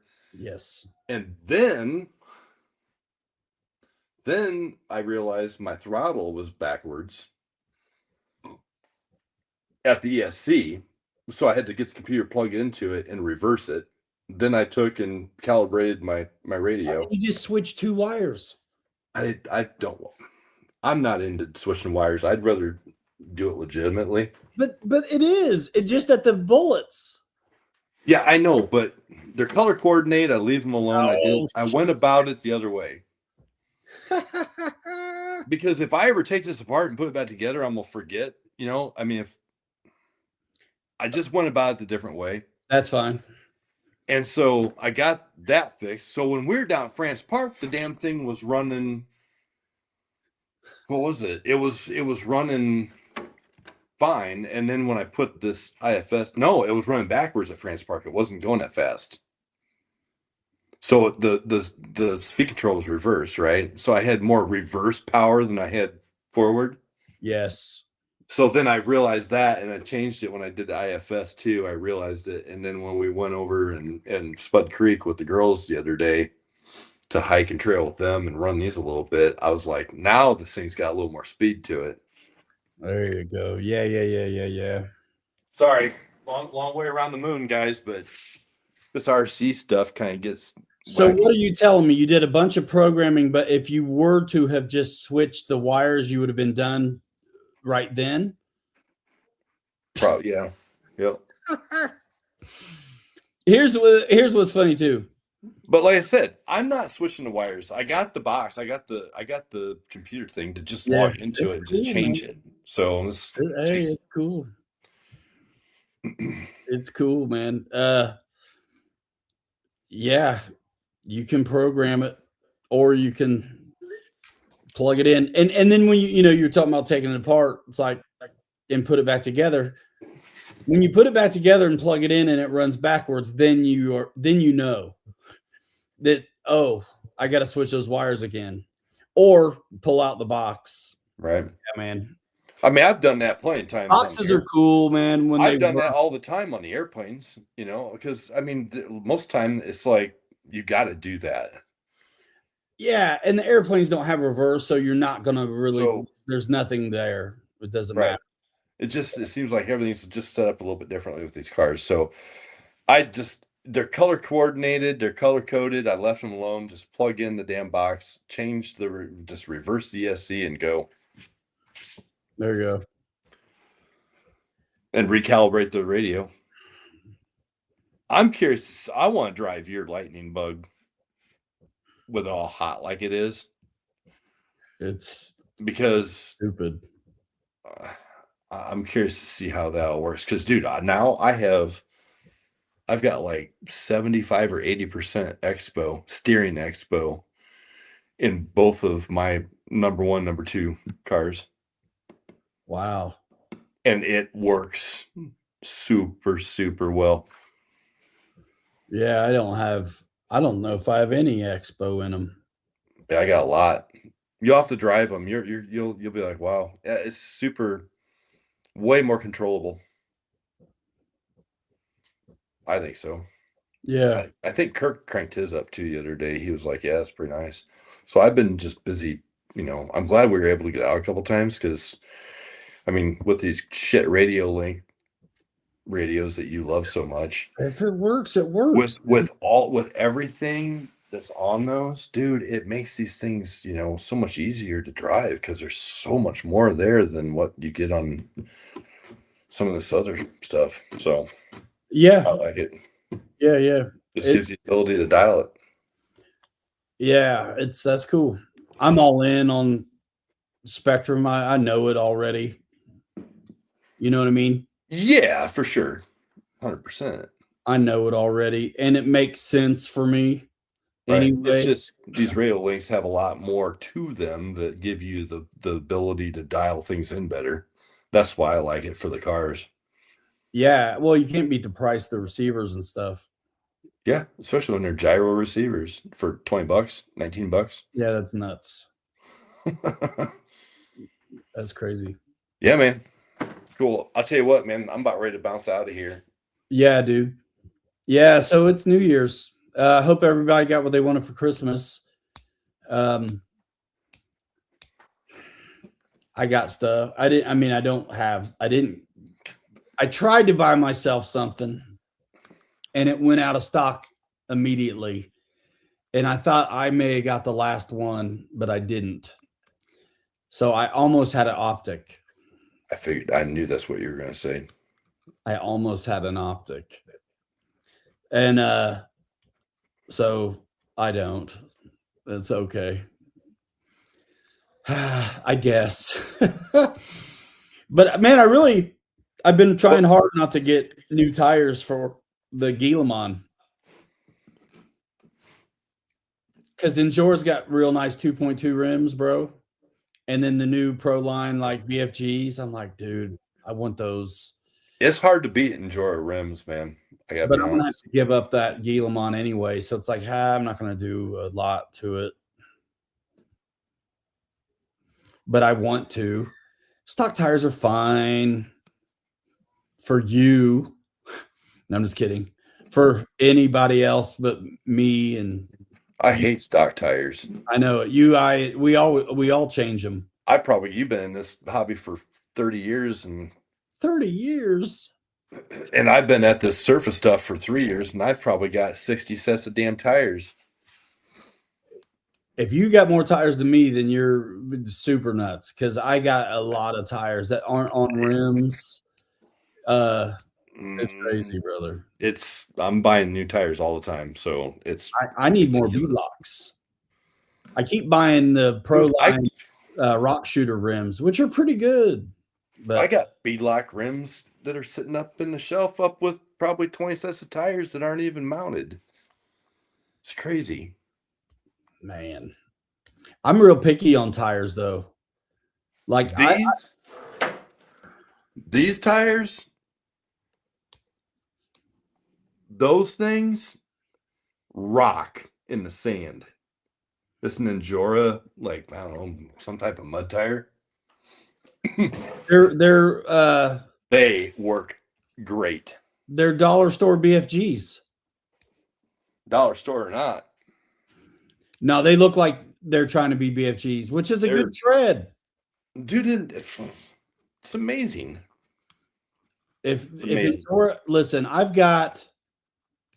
I am picky. I'm weird on the rubber, bro. So the only rubber I have is Pro Line and RC 4-wheel drive rubbers, except for one pair of Enjora, which I took off. They're not mounted to anything right now because I'm just nuts about it. They were good though. I ran them. It's you know what I'm talking about. It's these.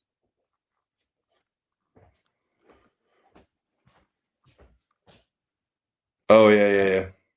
Yep. Those work well in the sand too. We just ran those Kirk did on my number 1 truck. That's what's on it right now. These are really nice when it's sloppy out on a crawler, and I'm sure they're great in the sand. Ryan, you'll be a damn fool to not listen to me and buy a set of these and put in those tires. Those tires and these inserts are absolutely phenomenal. I wish I like foams. Well, then you're going to be changing foams all the time that are ripped. But I haven't had to. I've been running with you guys. But you're going to. That's what I got on here, bro, and they are solid. Those red inserts. I may go for it on a pre-runner, but I don't want them to crawl with. You remember how this thing would catch and flip? It Yes. didn't do it. It didn't do it with those inserts and these tires on it at France Park. I launched that video. I was right on, wasn't I? I launched that video this morning. Well, you don't have to tell me. I knew exactly what you were saying. That shit was digging. It gets caught in. The problem is the tires that are on that 442 is what was on here with foams, and yeah, night and day difference with these tires with those big red inserts. This thing did not flip over. Some of my foams are It was nuts. dual stage or pretty dense, and so they're holding up. Yeah, for now. But They yeah, will if those Ajora inserts, if you don't want foams, I think are totally the way to go. You remember what Kirk showed a couple weeks ago on his foams and how crappy they looked? Yeah. Look how nice that looks. That was from 2 rips, France Park and at Spud Creek. Nice. That holds up. Like brand new. Pitbull And rock beast. I don't want, dude, my thing is I'm not trying to like say it on the river on anything, but look at that, bro. There was nothing in them. They were clean, no wear. So if you do the printer pre-runner thing and you don't like changing bead locks all the time, take my advice, everybody, and get rid of foams. I think the rims have to make a difference too. I mean, what's tearing the foams up? Is stuff getting in there? Mine are okay. So stuff gets in there because the foams are so weak that when you're going around on the corners and the curves, you're getting the sand in them. You're getting the sand's getting in the bead lock. Yeah, so it depends on the rim if it's going to let it in there or not. Not really, because these are wider than what the foams are. So you're getting a tighter compression at the bead. These are wider than what the foams are. Yeah, but the bead's the bead. I mean, it's going to clamp down. But it's going to be tighter with when you're compressing, when you're sandwiching everything together. The foam is going to allow for pressure, right? Yeah. These don't have that. Yeah, I get it. But I'm talking about stuff getting in them. And so it depends on the rims sometimes. Shouldn't matter with the rims. Not with these. How did his foams get so trash then? Mine were trash too. Not mine. Because you weren't running 35 miles an hour. That day we were down there, you were running peanut butter top patina. But I've run the lightning bug on foams fast. Not like what we were doing down at France Park. I mean, we were on that beach, that little beach area at Potato Creek or at Bago. That's what I mean, Chris. If it's vented and letting stuff in, there's more chance of it getting tore up. And that's just regardless of what's in there. I mean, you're going to let stuff in. Like some tires are going to get, when you get wet, some tires don't get wet. Like some foams aren't really getting wet. And then some rims, your tires will get wetter. And it just depends what's going on with the bead lock itself. Not really the bead, but just how the metal bits are, what's happening. The only thing I can agree with you on with that, Ryan, is that some of the deep dish rims, and you've got some of them, you got the white ones and the gray ones that come together at the hex in the center. I'll agree with you that those you don't have your bolt pattern out closer to your bead, right? So technically now, since you got that truck hot rodded up, we go back to France Park and we're running down there hard.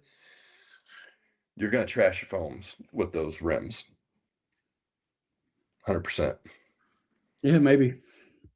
There ain't no maybe to it. I will tell you, I'll put $100 on the table right now that your foams will be trashed by the time we're done. And I ran the shit out of the lightning bug there on those. Not at France Park, you didn't. No, but I did at the other place. At France Park, I had different rims on. But never mind. Well, we can talk about this later. Yeah, no, it doesn't matter. You were running different speed at France Park. You were the slowest rig out there. Now, when we went to Boggle Creek, you were ripping hard, but we didn't have a whole lot of room to like go around corners like crazy and put a lot of stress on the tires and be able to let that bead fill up with sand.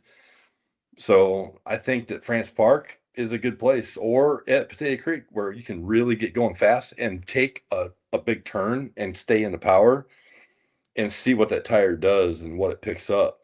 Yeah, I just think different rims are going to let in different amount of material. I don't disagree with you. Yeah, that's all. That's it.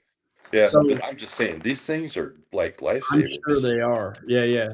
I'm sure they are. And if I trash some foams, I'll probably get some. Yeah, it's just These me are, personally. I don't mind taking rims apart and changing and putting different tires on. But if I like the setup I got, the last thing I want to do is be taking rims apart all the time to change foams. these are already two steps to crawling and they're dual stage. Like I hope they get beat up a little. The ones I had on the bug were already soft. Right. So whatever on that. And the softness of them, if they're really soft, you don't want to be going like a bat out of blazes in a turn. Exactly. So I put on the super hard Baja old school Mickeys I had. Yeah. When I ran 38 miles an hour on that in the street, they're actually smaller and harder. Mm-hmm. And I got 38. But I'm finding a 2mm hex. So there it is, the one I want. So that's because these are soft and were soft already. These are just stock foams, no big deal. Much like the stuff that Kirk trashed. Right. Yeah. See, I agree with Chris too. I mean, there's a time and place you want vented wheels or you want your tires vented. But when we're doing this pre-runner stuff, I don't want anything vented.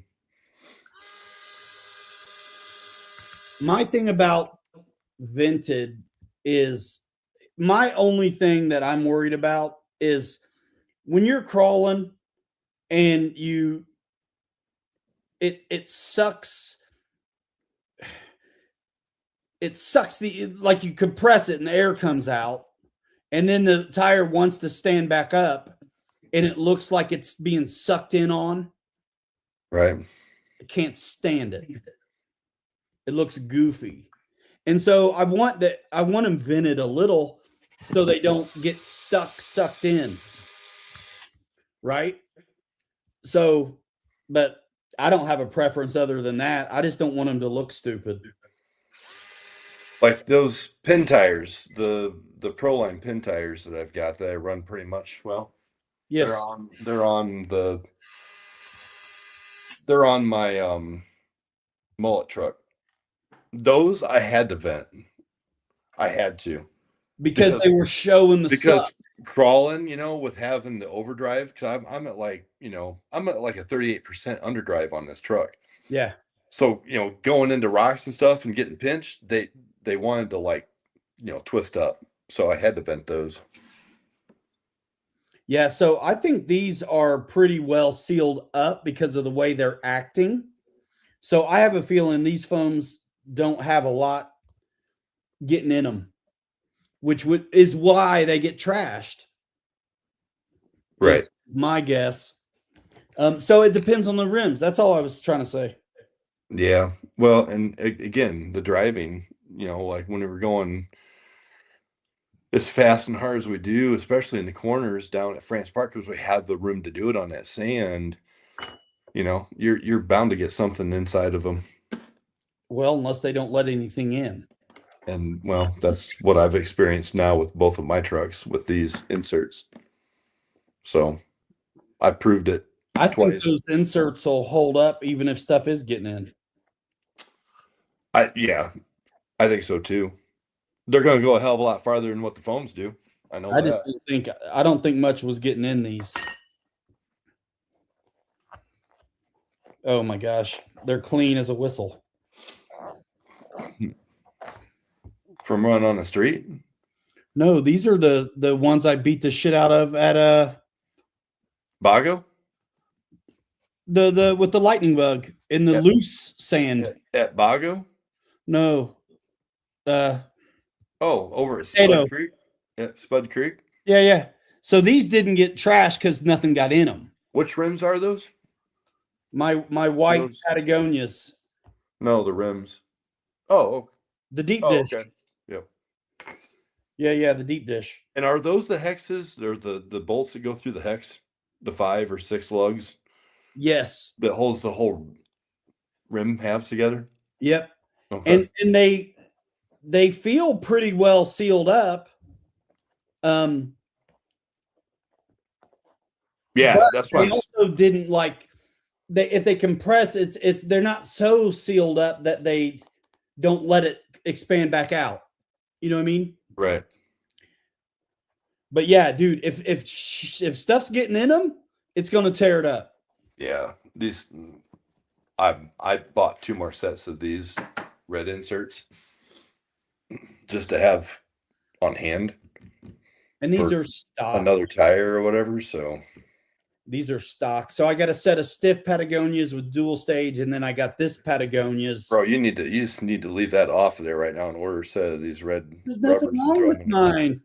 throw them They're not getting ruined. Okay.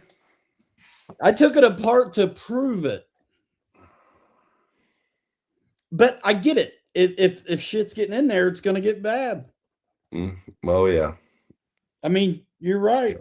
So am I. Yeah.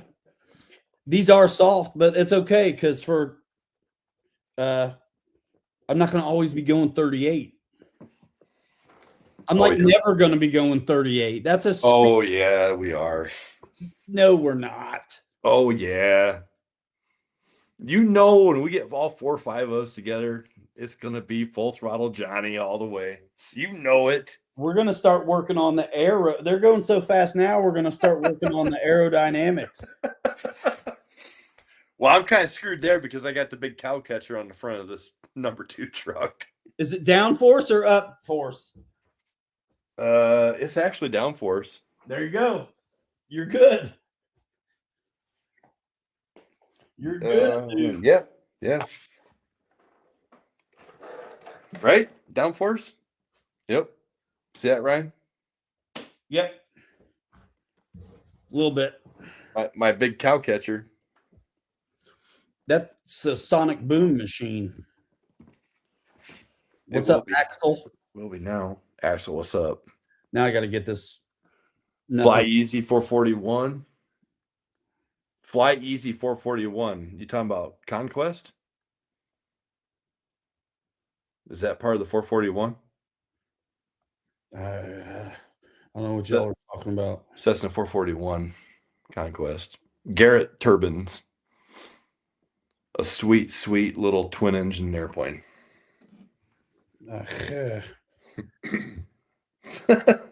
Now I got to get this sumbitch back together. Oh. There's only one way to get these too, or you'll be off. You ever notice that? Yep. There's a right and a wrong way. I made that mistake a couple times. And then your diamonds don't match up, and it's like amateur. Oh, so he says, I know it's a success. Okay. It's your work call sign. Work call sign. Nice. Sweet. You still in the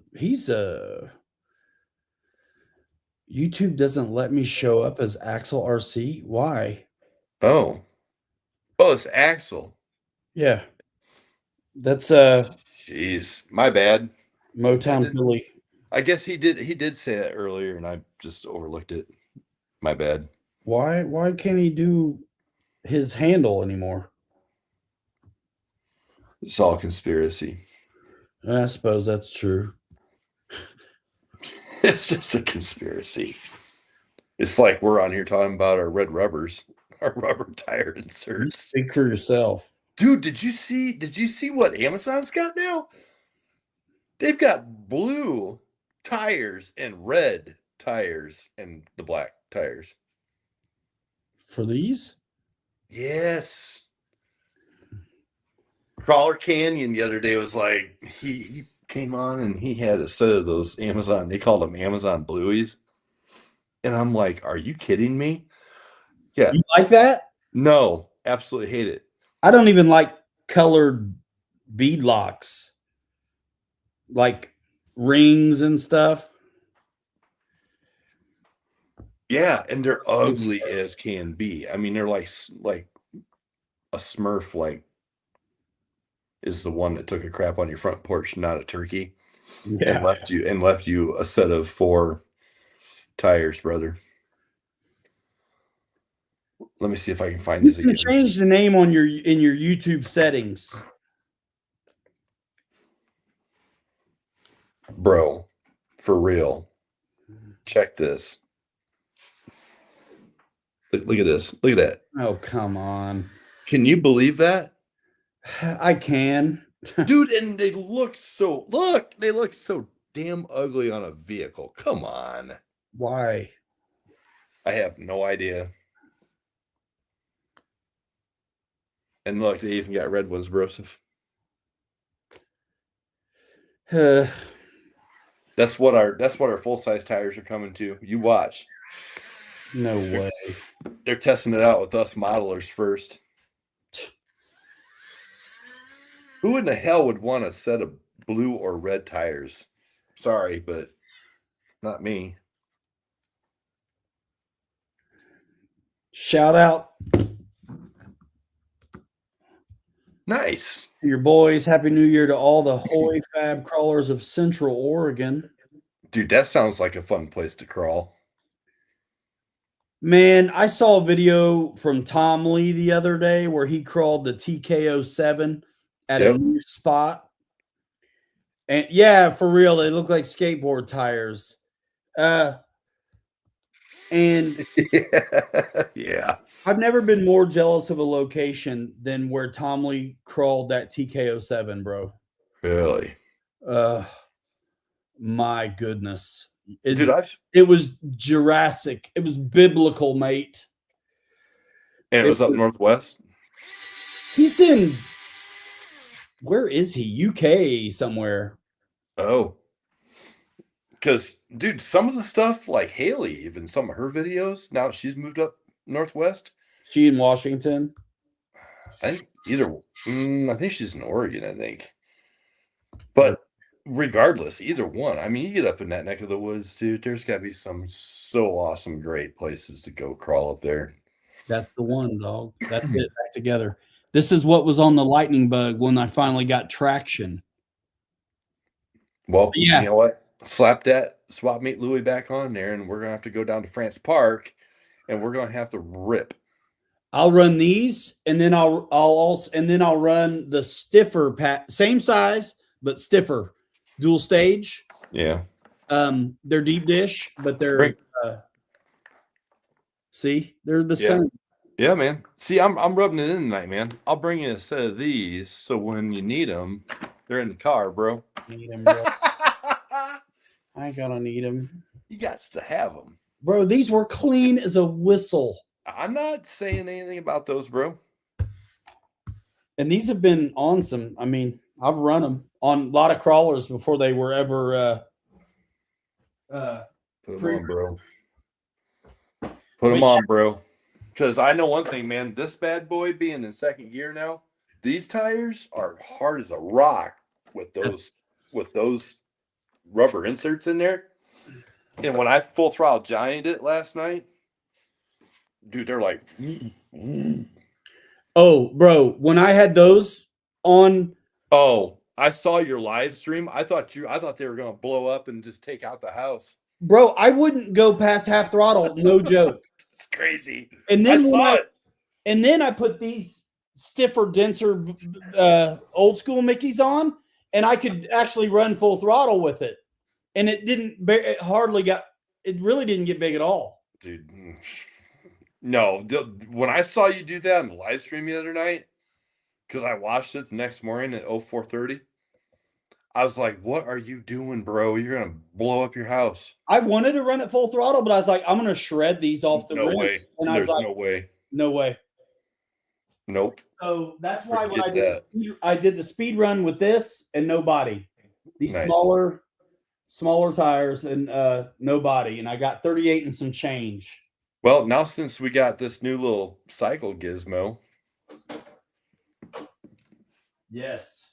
maybe we can gain ourselves another half mile an hour with weight. Absolutely. It's All just right, dude. fun to see what you can get out of them, bro. It is. Dude, it was a blast running these things. We got to get back down to France Park. I think next weekend is showing like almost, I don't know, mid 50s, high 50s down there. Might have to go down there one more time. I'm down, bro. I'm so down. It's an hour and 15 minutes, man. It's It's nothing. worth it though, because the crawling's good there and the beach is dope. Yep. All right, ladies and gentlemen, it's almost 9:00. I'm going to go have a beer and say Happy New Year early and relax. So, All right, you guys. Yeah, I think that's it for me. Jay Woody, legit on the Super Timber gains. Let me know. And Kelly, don't let me keep you. If you're ready to go, go ahead. It's cool. I'm not in a hurry, but I'm leaving too. But if Yeah, you're that's ready, cool. go ahead. But Jay Woody, let me know if you want to do adjustable gains or you just want to like know how to get in there and change what's there. If it's the bind and fly receiver, you're going to have to do a factory reset, more than likely not on the radio, but in forward programming, and then start from scratch defaults. So if you want to know where you're starting from as a baseline, like if you want to use the stock gains from the Super Timber as a baseline, then all you got to do is scroll over off of the main menu and take a picture, write them down of what the AS3X and safe gains are, angle limits, all that stuff, so we could put them back in. Otherwise, you're going to be stuck with a 40, 50, 60 defaults, because once you factory reset or update a receiver, same as if you bought it off the shelf, that's the default gains. So whatever you want to do, man, let me know. You got my email, hit me up that way, comments, whatever. Even if we got to, I mean, I can do it. We can do it on the show, or I can get with you and spend a little time on the phone or something, FaceTime or Zoom call or whatever. And I can help you out in less than an hour. I guarantee it. All right. Yeah, I'm gonna bounce, guys. Hey, see you, brother. Thanks for the time. Everybody have a great, safe New Year tonight, and we'll see you next week. Are we 10 o'clock Saturday morning or 9? I don't know. Figure it out tomorrow. Yeah, we'll figure it out. Figure it out tomorrow. Let me know. Are we going to Oxbow? I don't know. I'm gonna go over there Friday, because remember they got that big oval track. That parking lot? No, it was that big sand oval track that's over there. Where's which one? Oxbow? It's right by the big tower. Yeah, it's a parking lot, which is fine. No, it's not a parking lot. Mm-mm. No, it's a big sand roundy round track. It's big. They actually have two of them. I was looking. I remembered the one, and I looked it up on Google Maps. And there's a second area too. Is it for what's it for? I don't know if they just do I know Concord usually does a lot of cross country and track events over there. So I don't know if that track has something to do with that, but dude, it's a legit sand track. We've never noticed it before, but I've seen it, but I never thought much of it. I thought about taking one of the bashes over there once and ripping it, but I figured they'd probably yell at me for that. But these things are small enough and quiet enough. Well, Oxbow's cool if it's one I'm thinking of with all the stairs, because we can crawl there too. Yeah, that's the one. It's close. It's over here in Elkhart, closer to me. Is it rocky there or is it all trails? I can't remember. Nah, it's more trails than It's it is more rocky. trails. There's a few obstacles, but there's a lot of trails. Maybe hill Right. climbs. Right. If you want rocks, I mean, we'd have to go back to Bonnie to the big rocks. Well, it kind of depends on if you can rip her or not. You know what I'm saying? Well, I'm gonna go over there Friday and check it and see, because I got the pass to get in, but now it's gonna be trashed after tonight. So I'll get a new pass for the year. But I'll go over there Friday and see if there's any snow on that track or not. If there's not, we'll go over there. Awesome. Yeah, let me know. We'll figure it out. Sounds good. The weather will tell us what's happening. For sure.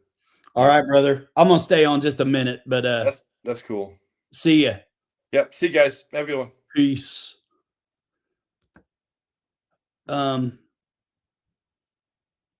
Awesome, Aaron. Cool.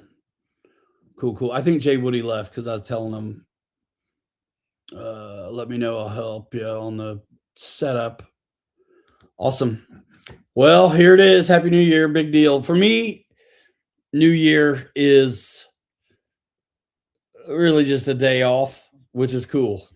So it's a calendar thing, but let it be what it needs to be for you.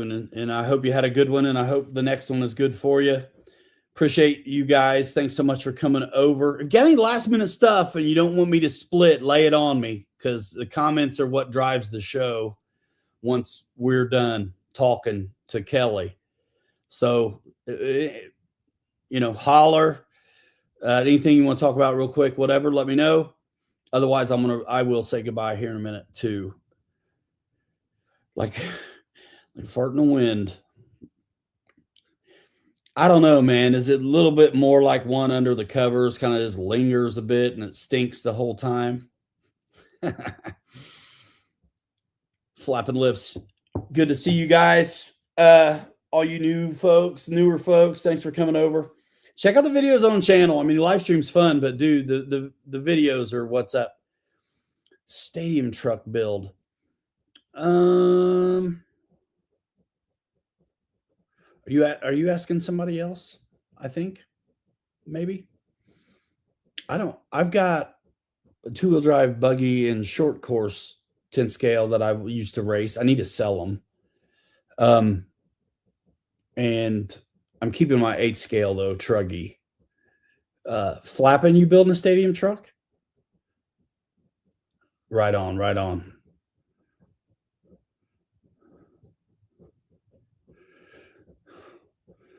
I don't know why when you say that, Brian Chambers, it makes me think of Elton John. I did a short course build. The pre-runner, right? Yeah, that's it then. So we turned the crawler into a short course wheelbase. It's awesome.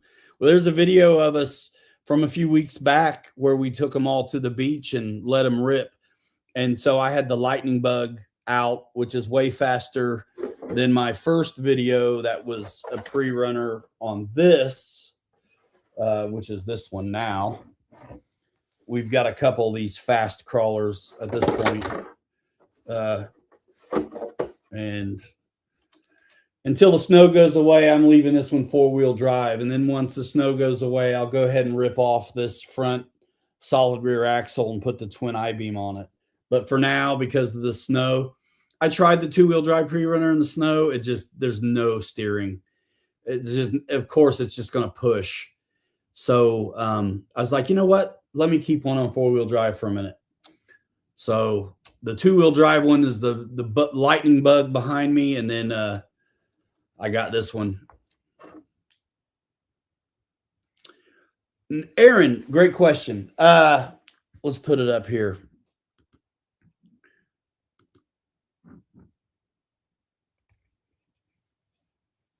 What's the thumbnail and video name of the pre-runner video? It's on the RC truck playlist right here on this channel. I'll try to grab it in a second. Bro, a lot of hard work on the sanding. I use a file first, or even orbital sometimes to knock it down. Some guys are using like UV resin to kind of fill things up, but a lot of sanding, a lot of hard work.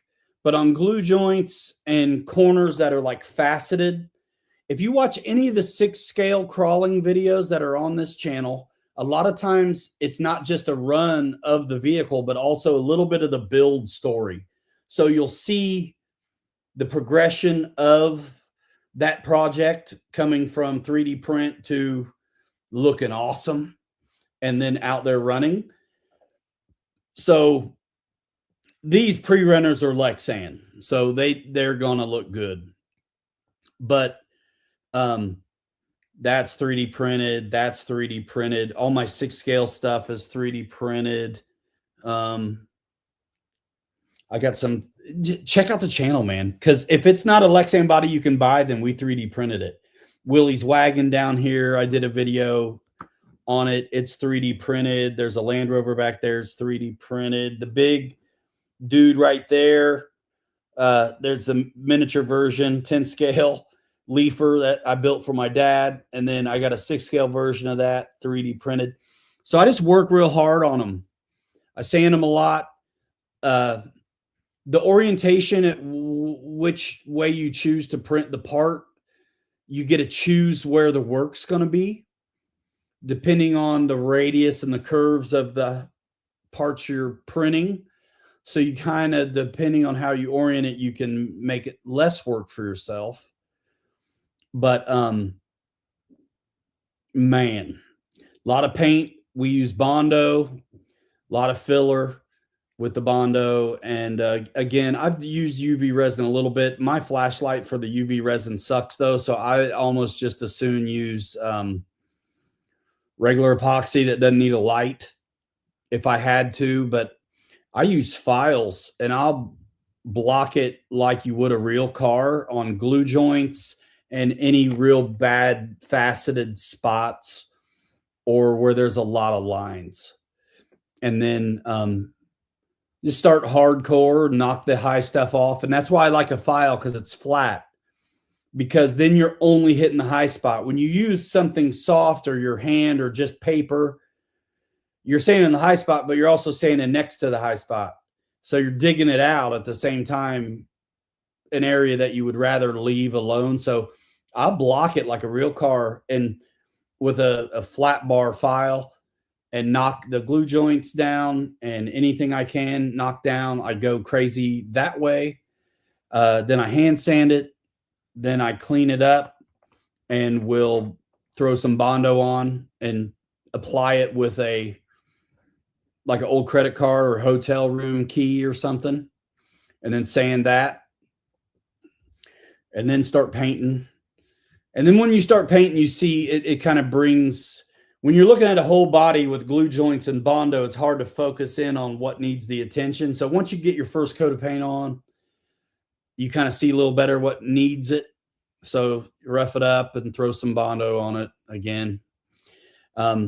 Once you get paint on there, though, it's a little bit weird to work with a Bondo because it'll re-emulsify the paint if you don't let it cure out all the way, which isn't always a bad thing. It makes for its own unique kind of slurry that dries really nice and hard, but is scary at first. Yeah, it's scary at first, but if I don't let the paint cure and then I use that Bondo paste, it re-emulsifies it, and then the paint and the Bondo mix together. But that's not the worst thing.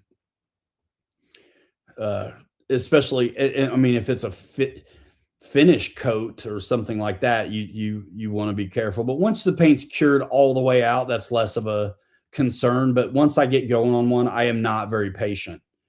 I'm gonna go right to work on it again. I am super excited for this.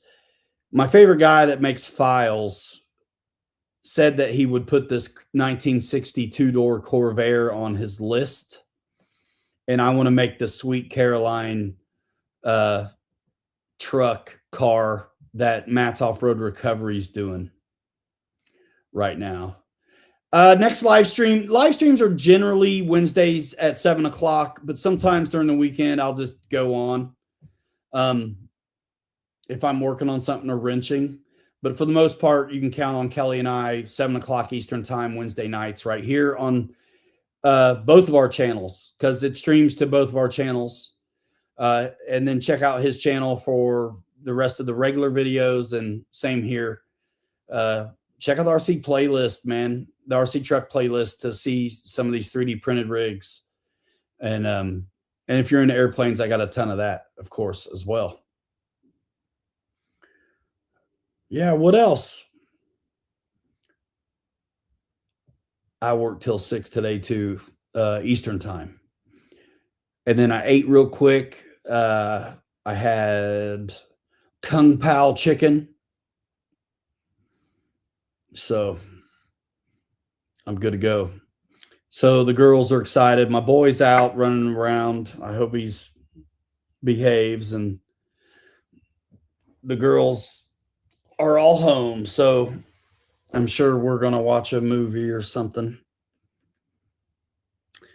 Yeah. Even when I used to go out all the time, like St. Patrick's Day and New Year's, I'd kind of hang back. I called it amateur night. And go ahead, y'all. Go ahead and have it. It's cool. I think that's it. I'll probably pop in and out of so of course Harley Designs and Scale Builder Guild, they went live 13 minutes ago, so they're on right now. They're a fun time if you like the crawler scene especially. So check that out if you haven't. And see you in the next one. Yeah. We're going to roll out of here in 5. Hanger Rats forever. We'll 3 you later. Happy New Year to you. We'll see you next time. Bye now. Boom.